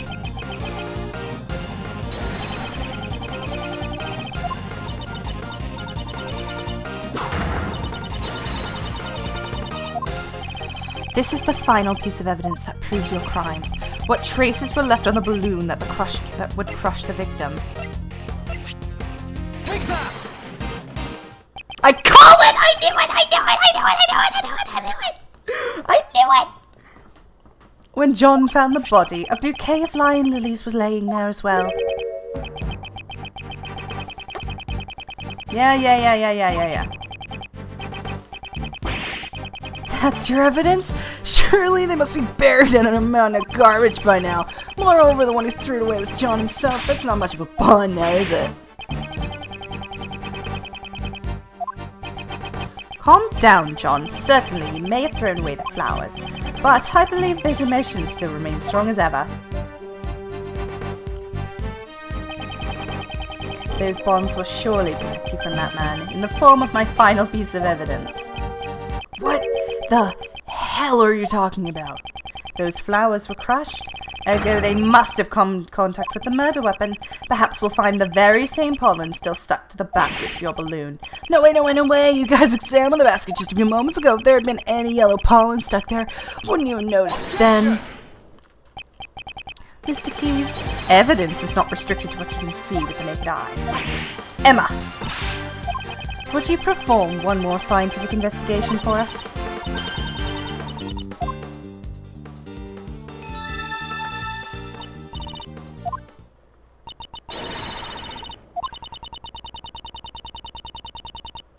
Totally forgot Emma was here. So did I! I'd say this proves that the body double's death was caused directly by your own hand. You crushed the body double to death on the roof of the tower. Then you retrieved the body and hid it in the warehouse. What amateur didn't wipe? He did wipe it down, but then Luminol. 2 nights ago, he knew that a separate incident would occur at the tower. Precisely, leaving the body there would have disrupted his plans. Exactly. So the next day, when he was bringing the body back to the tower once again, he saw the small fire John started, which caused the Mozilla head to fall. Was that when the idea came to you? Your plan to pin the crime on John?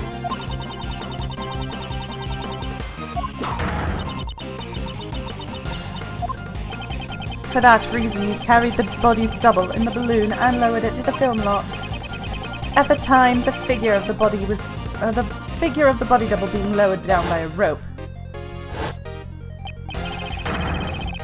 was captured in John's video recording.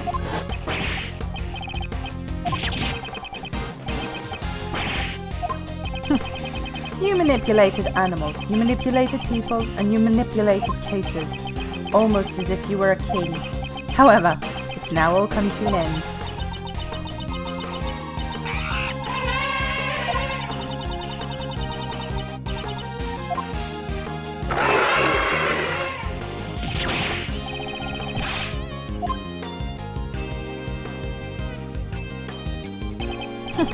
It's about time you went back to being a mere clown. A fitting end to your pitiful Jester's act.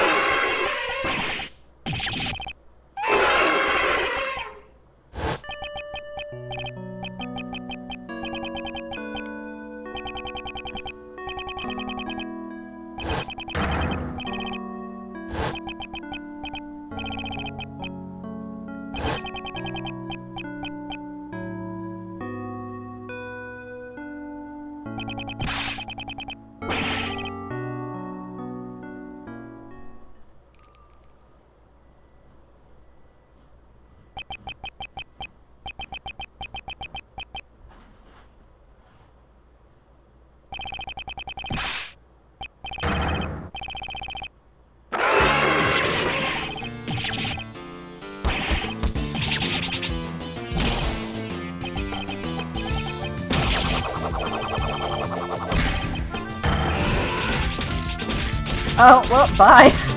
Jesus, that poor kid.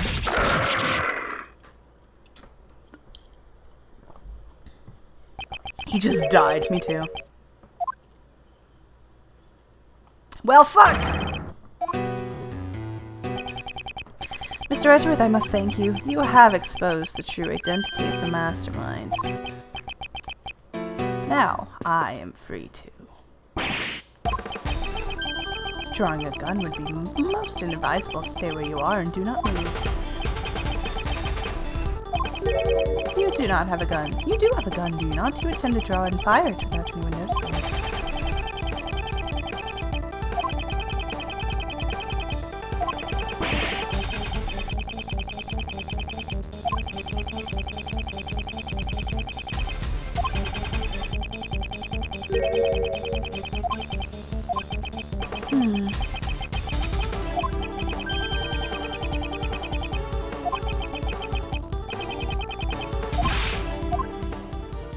Well, fuck. Double fuck! It has been far too long, Shelley. Please step aside. This man is my prey. I ask you to spare his life. Please permit this young acolyte to receive his proper punishment in prison.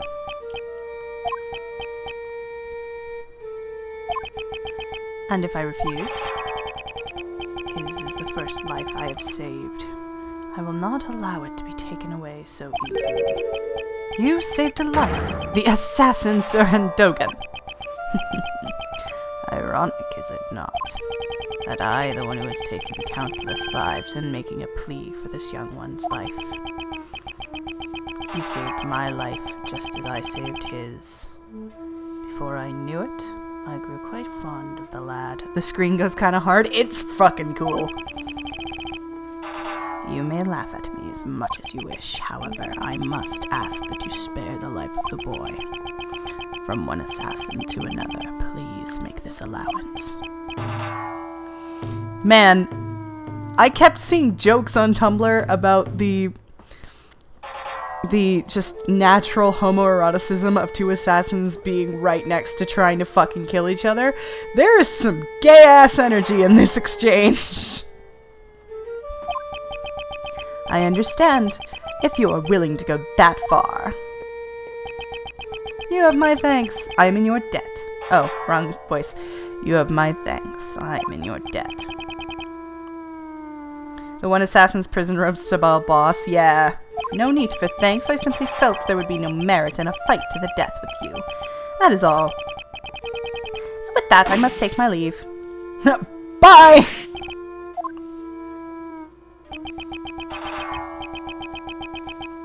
Prosecutor Edgeworth, I must thank you as well. It was necessary for this young acolyte to be put in his place. And with that, you have done. Now then, it is time for me to return to my humble cage surrounded by iron bars. Right, Anubis. Right, boy. Oh, look who's here. Hey, priest guy, you killed my dad, right? Indeed.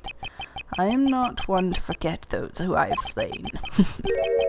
I see, you must despise me, boy with horns. In that case... Do not panic. I simply lent the boy with horns my knife. Take that knife and run it through my throat. A single stab should do it. I've long grown weary of my wound carvings. Revenge. John, don't do it! John, please, I beg of you. Until just now, I had intended to seek revenge, no matter how many years it took. Revenge? Revenge is good. Really good. You dick. All your pain and suffering slips away. Everything becomes numb and you'll feel nothing. Yeah, you may be right. I thought about it while I listened to you and what you had to say. John! But the only one who would be satisfied with my revenge would be myself, right? If I became a murderer, my mom would go through even more pain and suffering. My friends from the movie too, and all those people who care about me as well.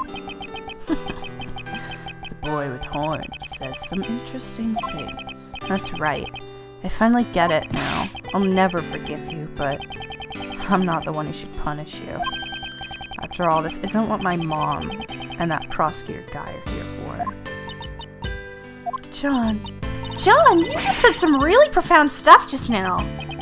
Okay, perhaps you should study up a little more yourself. Is that so? Well, then, young one, it is time for us to depart. To prison, of course. The place will be our home. John just became a man. Aww. I guess that's the best ending that he could ask for.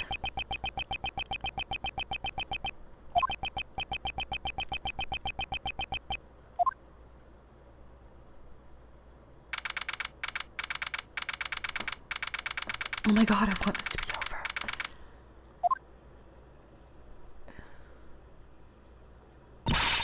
Mr. Edgeworth, sorry to keep you waiting. Why'd you kill Uncle Ray and the rest of us out here? Mr. Edgeworth. The formal proceedings have just come to a close. Eh? What are you talking about? This is the place where I once relinquished my prosecutor's badge. Yeah, we know.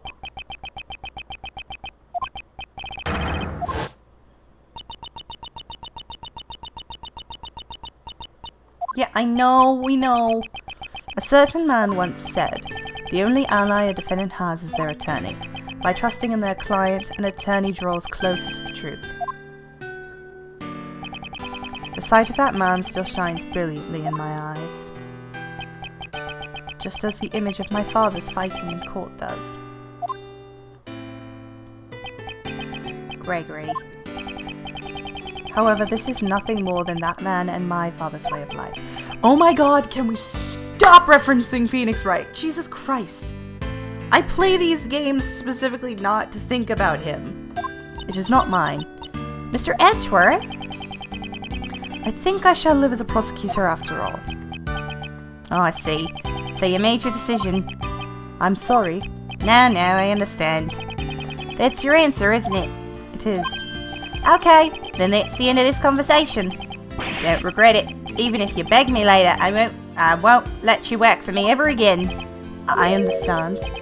But you know, Miles, mind if I ask why you chose to live as a prosecutor? Mr. Shields, you asked me for this before. To fight crimes as a prosecutor, blah blah blah blah blah. I love this part. I've thought long and hard about that question ever since. How should I live my life? After this case is concluded, I finally found my answer. I want to save people as a prosecutor. As a prosecutor?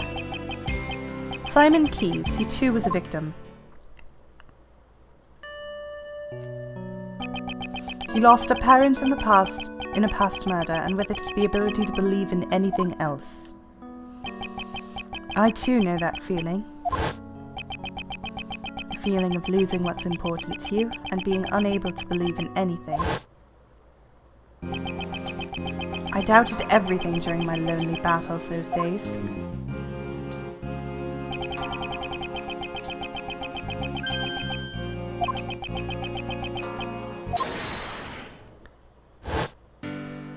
Fucking don't. Jesus. Man, stop referencing him. Mr. Keyes must have been all alone. Unable to find salvation from the law, he had no choice but to turn his hand to revenge.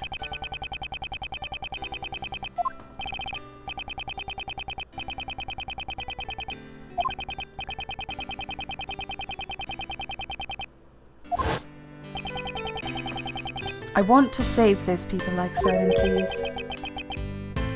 So, how would you go about saving him? I'm sure this tragedy could have been avoided if only he could have relied on the courts. But instead he was cornered by Blaise de Best, who used the power of law for evil. The form of the law can change depending on who wields it. It can be at once a shield to protect and a blade to harm. That too is a contradiction of the law. A contradiction, eh?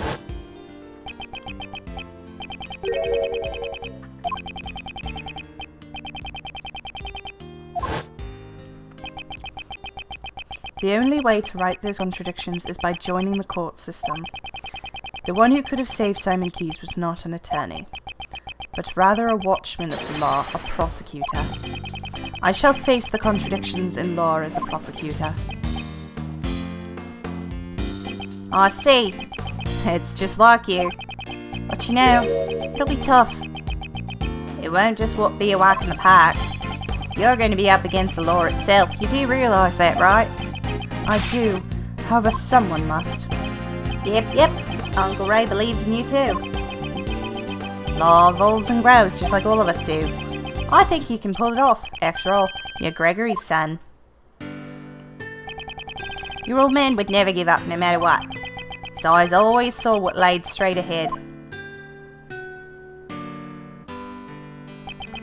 Miles, when you chose to live as a prosecutor, your eyes looked just like your father's. Looks like you've grown up a bit. I really wish your old man could see you now. Thank you very much, Mr. Shields. So then, Prosecutor Edgeworth, allow me to formally return this to you. Please do. I, Justine Courtney, as a member of the PIC, do by hereby return Miles Edgeworth the rights and privileges of a prosecutor in the name of the Goddess of Law. Sweet. Cute. Good shit. That's great, Si! Sit in, Prosecutor Edgeworth. It's time for Uncle Ray to make his exit. I'll have to report to your old man about the traitor in the Edgeworth family. Thank you for everything, truly. Next time we meet just might be in the courtroom. I hope you'll be ready. Uncle Ray might not look it, but he's an ace attorney after all. I'll look forward to seeing the attorney my father trained in action. Take care. And then we never saw him again. Welcome back. Judge Courtney, I must give my thanks to you as well. To me? You sought to fix the corruption within the PIC from the inside. That must truly have been a lonely battle. No, it was not. For I was never alone. You made me realize that one could fight in such a way. The prosecutor's office, no, the entire legal world is caught up in this contradiction. If that cannot be set right, there's a truth that will never see the light of day. It was only through your help that I was able to find this new path, one that fights against the contradictions in the law. I too find that promising, as one in the service of the Goddess of Law. You shall certainly succeed in helping the law grow. Let us meet again in the courtroom. Yes. I must apologize for my shameful acts during the trial 2 days ago. Next time I shall fulfill my duties as a judge perfectly. Your Honor, I do not intend to speak regarding your ideals. Prosecutor Edgeworth. However, the greatest judge I know is one overflowing with humanity. Even during a trial, that judge experiences happiness, anger, and sadness and joy. But nevertheless, always hands down the correct verdict in the end. Is it difficult to say? But sometimes I feel that perfection is not always correct. So a judge too has the right to behave in such a manner. Thank you very much. Damn it, I want them to kiss! Prosecutor Edgeworth, when I pursued and fought against Blaise de Best, the Goddess of Law was not the only one by my side. It's John! When I have this cut out with me, I feel a strange sense of courage well up within. No matter how painful things became, no matter how strong the foe, when I remember that I am not alone, I am able to keep moving forward. Street people in Ace Attorney? I know, the fandom thinks that's illegal, which pisses me off.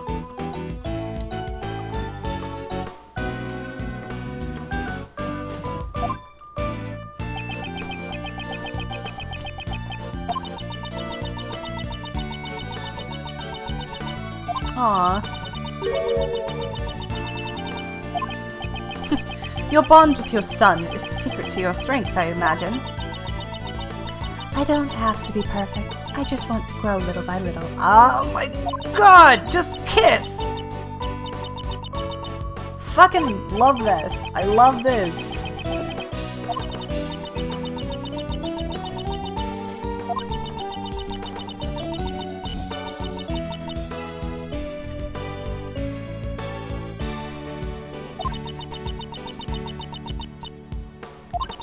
May the blessings of the Goddess of Law be upon you as you follow your new path.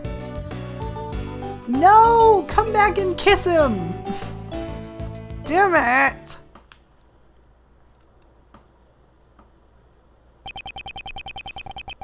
Though I once lost my position as a prosecutor, I have now reclaimed it, so that I may tread a new path as a prosecutor. I shall surely reach the truth waiting at the end of this path, no matter how difficult the path may be. If any seek to stop me on my own path, they shall receive no mercy. No matter who they may be, I shall shout just one word. I was fucking lied to.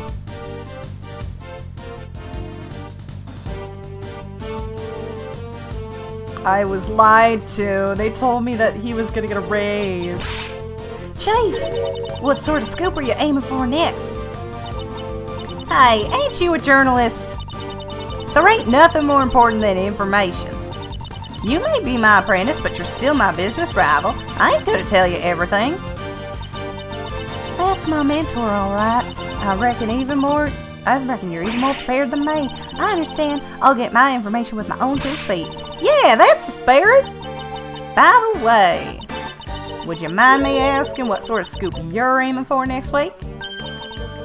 Huh? Chief? Ain't no need to be stingy. I'm your mentor after all. That's just heinous.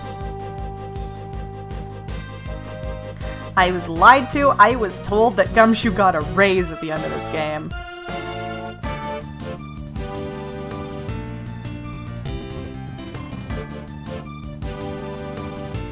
Alright. It seems that the wound on my left arm has yet to heal. The bodyguard who inflicted this wound upon me. His name I will never forget. Now then, I shall return to being a simple ice cream salesman. Perhaps this time I should try being a crepe salesman instead. For now, I shall live a calm life, until my services are required once more.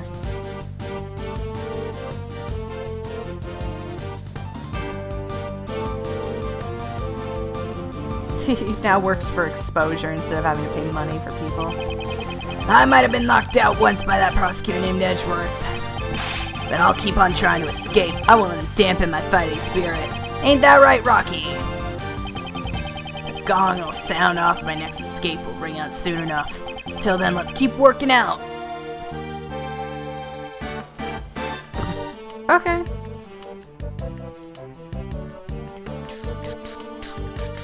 Oh no. Are you inquiring into my studies to become a pet groomer? I'm working as hard as ever, spend every day covered in mud. Perhaps this suits my true nature far better than the life of a newspaper salesman. Once I leave the prison, I hope to earn an honest wage as a pet trimmer. My sentence has been extended because I was Warden Rowland's accomplice. Oh.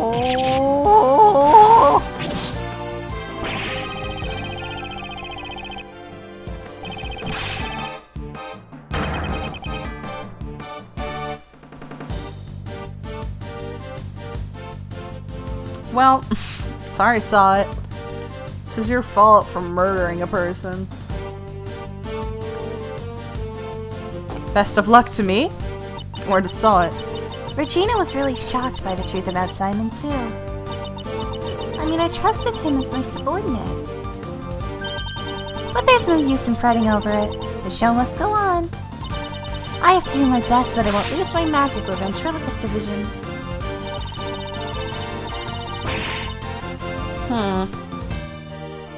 Okay. I'd say good luck, but I don't like you, Regina.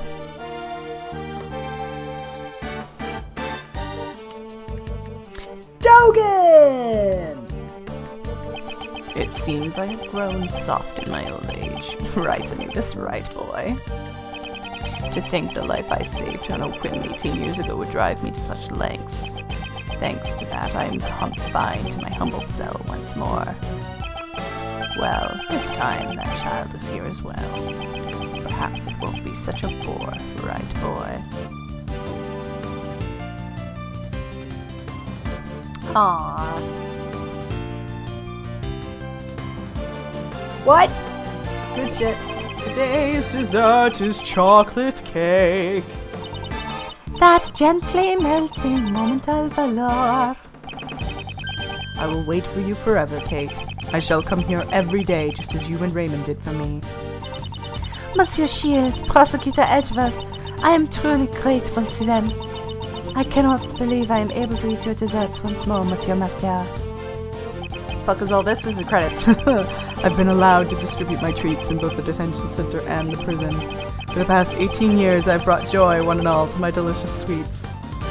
Aww. Yay! Yay, Masters! I'm so glad. Oh, hey, Scones. What's up? Yes, see. Thanks for everything, boys. Of course, old Greg gave my thanks too. After all, I get to stuff myself with Jeffy's delicious desserts once again.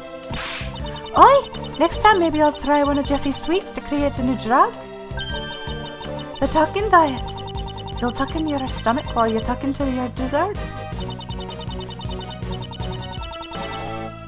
God, I wish. Give me those. Give me those sweets. That's the only way I'm ever gonna lose weight, is if you give me sweets that remove weight. Man, I'm so glad I got to sketch so many beauties. But Mandy caught a glimpse of my beautiful sketches. She had misunderstanding and clobbered me in the face with my sketchbook. So in exchange for my sketches of beauties, I had one beauty walk out on me. Maybe it's time for me to start getting more serious about my life. Do I take the path of an artist, or do I follow the path in my heart? Oh, and by heart I mean the heart of my new lady. Oh, sweetie. I know what you do. I love him. Not even gonna try wishing Larry like, hey, look at this! Mr. Bed, thanks for all your help today. I'll testify about the AAI2 as much as you need me to. Prosecutor Edgeworth seems pretty active too. He chose to take, not take the same path as Gregory, but rather to live as a prosecutor. Well, I'm kind of sad that I won't get to work with him, but I'll continue to watch over him. Looks like you've grown quite a bit yourself. I'm so happy. Mr. Baird actually praised me. If you ever need a hand from attorney Raymond Shields, you give me a call anytime, any place. Ah, Awesome. My crimes were punished far more leniently than I expected, once I was proven that I had been threatened. Ow! No crime is more heavy than light than any other. I'm sorry. Of course I regret what I did. However, I'm so glad I could still be together with you, Granny. Yay! Huh? You want to hurry back to work? That's right. The next course is waiting for us after all. Aww. I'm glad most people got a happy ending. Hey look, it's the scene I never saw, because I somehow didn't. I didn't get a game over, and I'm not voicing you, Emma. Screw you. I don't like you.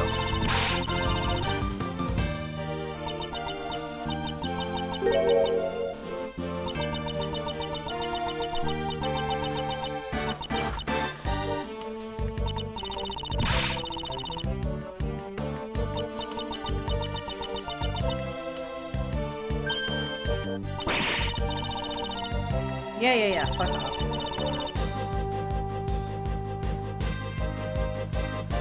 Hey! His sprites are so weird, I love him. Alright, what does Franziska von Karma have to say? The greater the father, the greater the expectations for the children. Prosecuted the best. Was it? His way of life shall be tested henceforth. Just as mine was. Oh, fuck you. Miles Edgeworth chose to live a different life from his father as a prosecutor. I suppose that too is the answer. Nah, fuck you. No one, you don't get to say that, bitch. I like her. I don't like her at all. I could never have imagined the truth that my old man was hiding. Unlike me, who only thought about the Lang clan. My old man was trying to protect an entire nation. I swear to you all that I'll carry on his will. Even if the president was a fake and the real one was murdered. I swear that I, together with my men, shall revive Zhengfa. Someday I will surely show you all the Zhengfa bringing with life. I hope he becomes president. Pretty girl, pretty girl. Pretty girl, pretty girl, pretty girl. Pretty girl.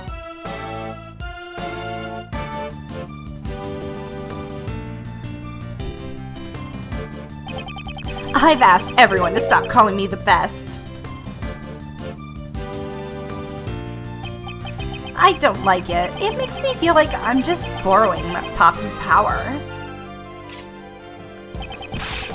I shall study even harder than before and triumph over Pops. I'll become strong enough that I won't even lose to Mr. Edgeworth. Now then, let's start by thinking up my new nickname. Proceedy was in this game? Who did he do an objection sound for?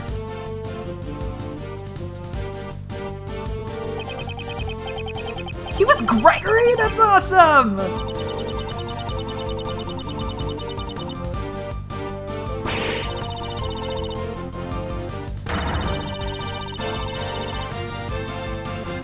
Oh, jeez. Oh, no!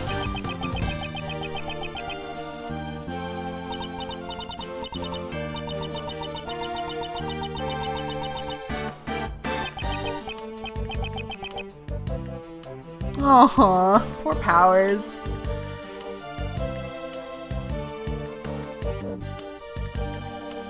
Justine!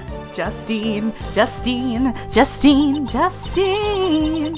John, I greatly enjoyed watching your movie. It's not a big deal. It's not like I had a major role or anything. What are you saying? You played the key character who connected Mozilla and Gordy. There's no one else besides you who could have played that part. Yeah, I guess. Well, it would be nice if there was a sequel. I really enjoyed working as an actor. Mom, before we head home, can we go buy something? I'd like to decorate our home with a lion lily for Dad. And one will not suffice. You'll need two more. One for me and one for Amy. Aww. Oh, that's so cute. Oh shit. Was I wrong? Is this gonna be the scene? Is this gonna be it? Is he finally gonna get the raise? Because I was told that he gets a raise. We were really busy with all them cases, weren't we, Si? Indeed, we were. Why did such incidents happen in quick succession? I feel like things are always busy when I'm around. Wait, Kay, wouldn't that mean you're a magnet for crimes? Hey, Gummy, that was rude. I do get the impression that he's not entirely wrong. So then, Kay, do you intend to resume your training to become the great thief? No. Huh? Something on your mind, pal? How should I put it? Up till now, I've always been chasing after my father, so that I could become a great thief just like him. Like the previous Yatagaras, I suppose. But watching you, Mr. Edgeworth, made me think. Maybe instead of chasing after my father, I should try and find my own path. I mean, you didn't become a defense attorney either. Chasing after a parent's shadow isn't the only path in life for a child, after all. I'm gonna aim to become a hero in my own way. That sounds good. But of course, that doesn't mean I'm gonna throw away the name of the great thief Yatagaras. No matter what sort of hero you become, Kay will always be Kay. Thanks, Gummy. And Gummy will always be Gummy. Of course, pal. I plan to keep pushing forward as the path of the detective, after all. Mr. Edgeworth, I look forward to continuing work with you, Si. Yes, I'll be counting on you, Detective Gumshoe. The detective, you saved me many times during these past cases. You have my gratitude. I suggest you look forward to your next salary assessment. Huh? What? Does that mean what I think it means? What's wrong? I'm saying that your salary ought to be raised. Really, Si? I can't believe it! Ah! Yay!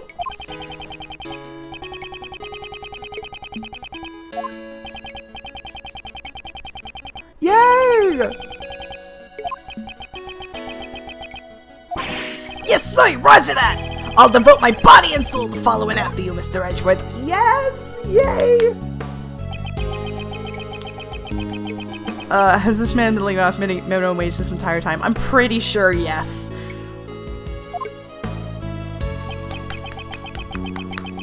Watch, you got a 10-cent raise? No way. I refuse. Edgeworth would never let his boyfriend down like that.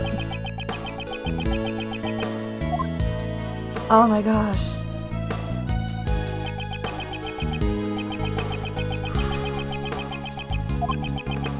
Certainly this path will not be easy, however.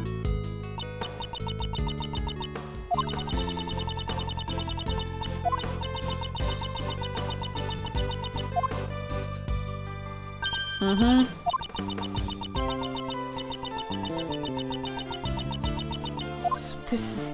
Okay, the credits were adorable, the raise was adorable, now the game is starting to drag. Please finish.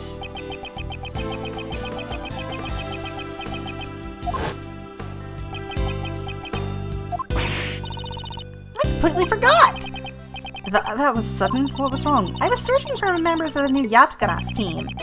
Now that you mention it, I do remember saying you something to that effect. In the end, I wasn't even able to find a single person. Can you imagine it? A team combining their powers in order to steal the truth? I want to create an invincible team like that, but... What do you say, pal? Don't you already have a team? Together, the three of us can solve any case that comes our way. Yeah, you're right! A prosecutor, a detective, and a great thief. We're an invincible trio that steals, captures, and pursues the truth. Hearing all that kind of makes me feel sorry for the truth. As long as the three of us are together, there's nothing to fear. Ain't that right, Mr. Edgeworth? Ain't that why I and Kay were never seen again in the entire fucking series? Even though we were fan favorites, and no one likes the 3D games? Yes, you're correct entirely. Yes, I did have to get that final dig on the 3D games. I too shall advance along mine, accompanied by my somewhat boisterous comrades. As long as they are by my side, I can walk forward without hesitation on this new path as a prosecutor. Prosecutors and attorneys. It's the path I walk, not my father's. However, I'm certain that the two paths are not separate. Though we may walk opposite direction, our destination is the same. Ace Attorney's like Pokemon went downhill once it went 3D. I think Pokemon X and Y was the last good one, and it was 3D.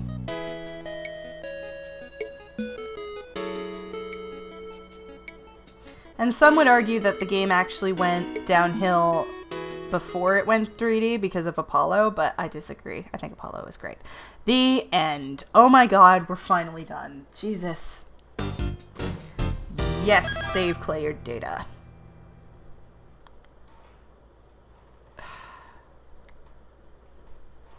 We're done. I'm done.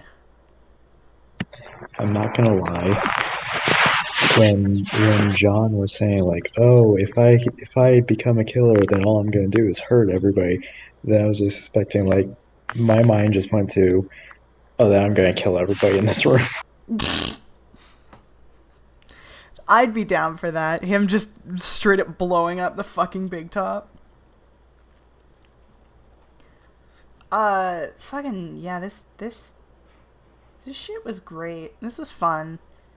Definitely my oh, I just noticed. Nice. What's the next game on the docket? I have no fucking idea. The problem is I have no idea what this computer can run. One shot? Maybe. I like to play blind games. Here's the problem with my next thing. I don't know what this computer can run, and I'm currently saving up for a laptop that can run much harder stuff. But until then, I genuinely do not know what I can play next. I was thinking for a while I would go back to RPG Maker. You've played One Shot before. Yeah, that's what I mean. I've 100%ed One Shot. I was thinking for a while I'd go back to RPG Maker and working on my game until I can determine what this computer can run. Inscription? I've never heard of it. You've never heard of Inscription? Nope. How? I don't know. Fucking how? Bro. Inscription is an inky black card-based odyssey that blends deck-building roguelike, escape room style. Jesus, there's a lot. It's really good, and it's even better if you've never seen anybody play it. All right, well maybe I'll do that again. Maybe I'll do that. I haven't either. Yeah, I might play that next then, but for a while I want to start with just doing RPG Maker and doing that, working on my game and all that, because I want to get it done before they add another person to Coliseum and I have to add another person to the game. So I'm going to work on that until either I get a new computer and can guarantee I can play. Because here's the thing. If I were to go down my entire queue of games, Hat in Time is also pretty good, but it requires a decent... I've also heard it's kind of frustrating. I don't like frustrating platformers. I like fun platformers, like Mario. If, like, to go through my entire list... Jesus, there's too many games on this list because Devin is giving me access to his games.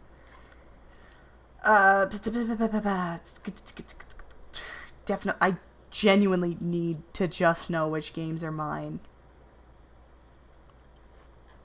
I know that I promised I would play, I want to play the Sonic Adventure games, but that's its own thing, and the Rayman games. I promised I'd play Psychonauts 2, Paradise Killer, Phasmophobia, though I might not stream that. Fucking... There are others. There are too many fucking games on this list. Damn it, Devin. There's those ones. There's Coffee Talk 2. There's Frostpunk. Holy shit, there's Frostpunk.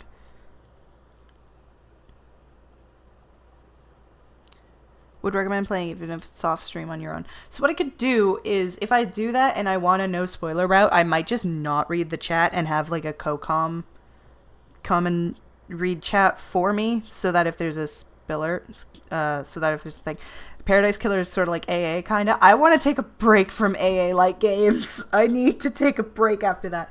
But before I leave, I do actually have one thing I want to do.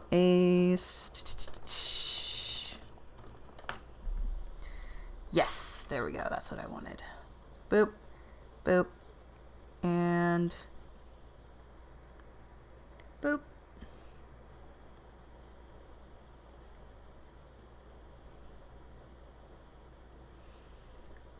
Thanks for powering through to the end. No problem.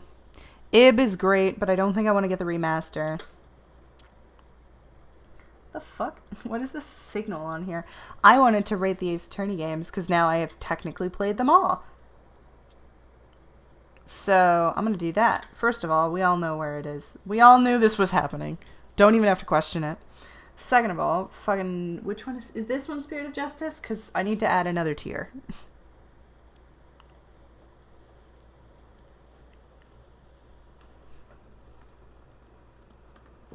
Done. Have a good one, James.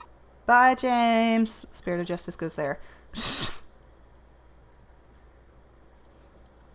we don't consider that. We don't enjoy that game.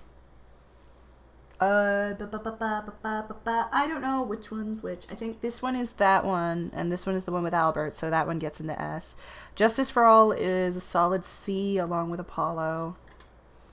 The first game I'd say is a B. It's definitively average. Dual Destinies is whatever. This one's an A. This one's definitely an S. And this one is actually mid because I don't like that game as much as people think I would. That be my tier list. I'm going to save and download it. That's all I wanted to do was get my full final opinion on all of them. Now that I have an opinion on everything, like, that's great. I'm glad. But next stream will be Tuesday if I'm not tired. Now that I don't have a game to play, I might just take a break. If I am not tired, the next game I do will be RPG Maker. And we'll work on the TRPG. See you guys. Bye!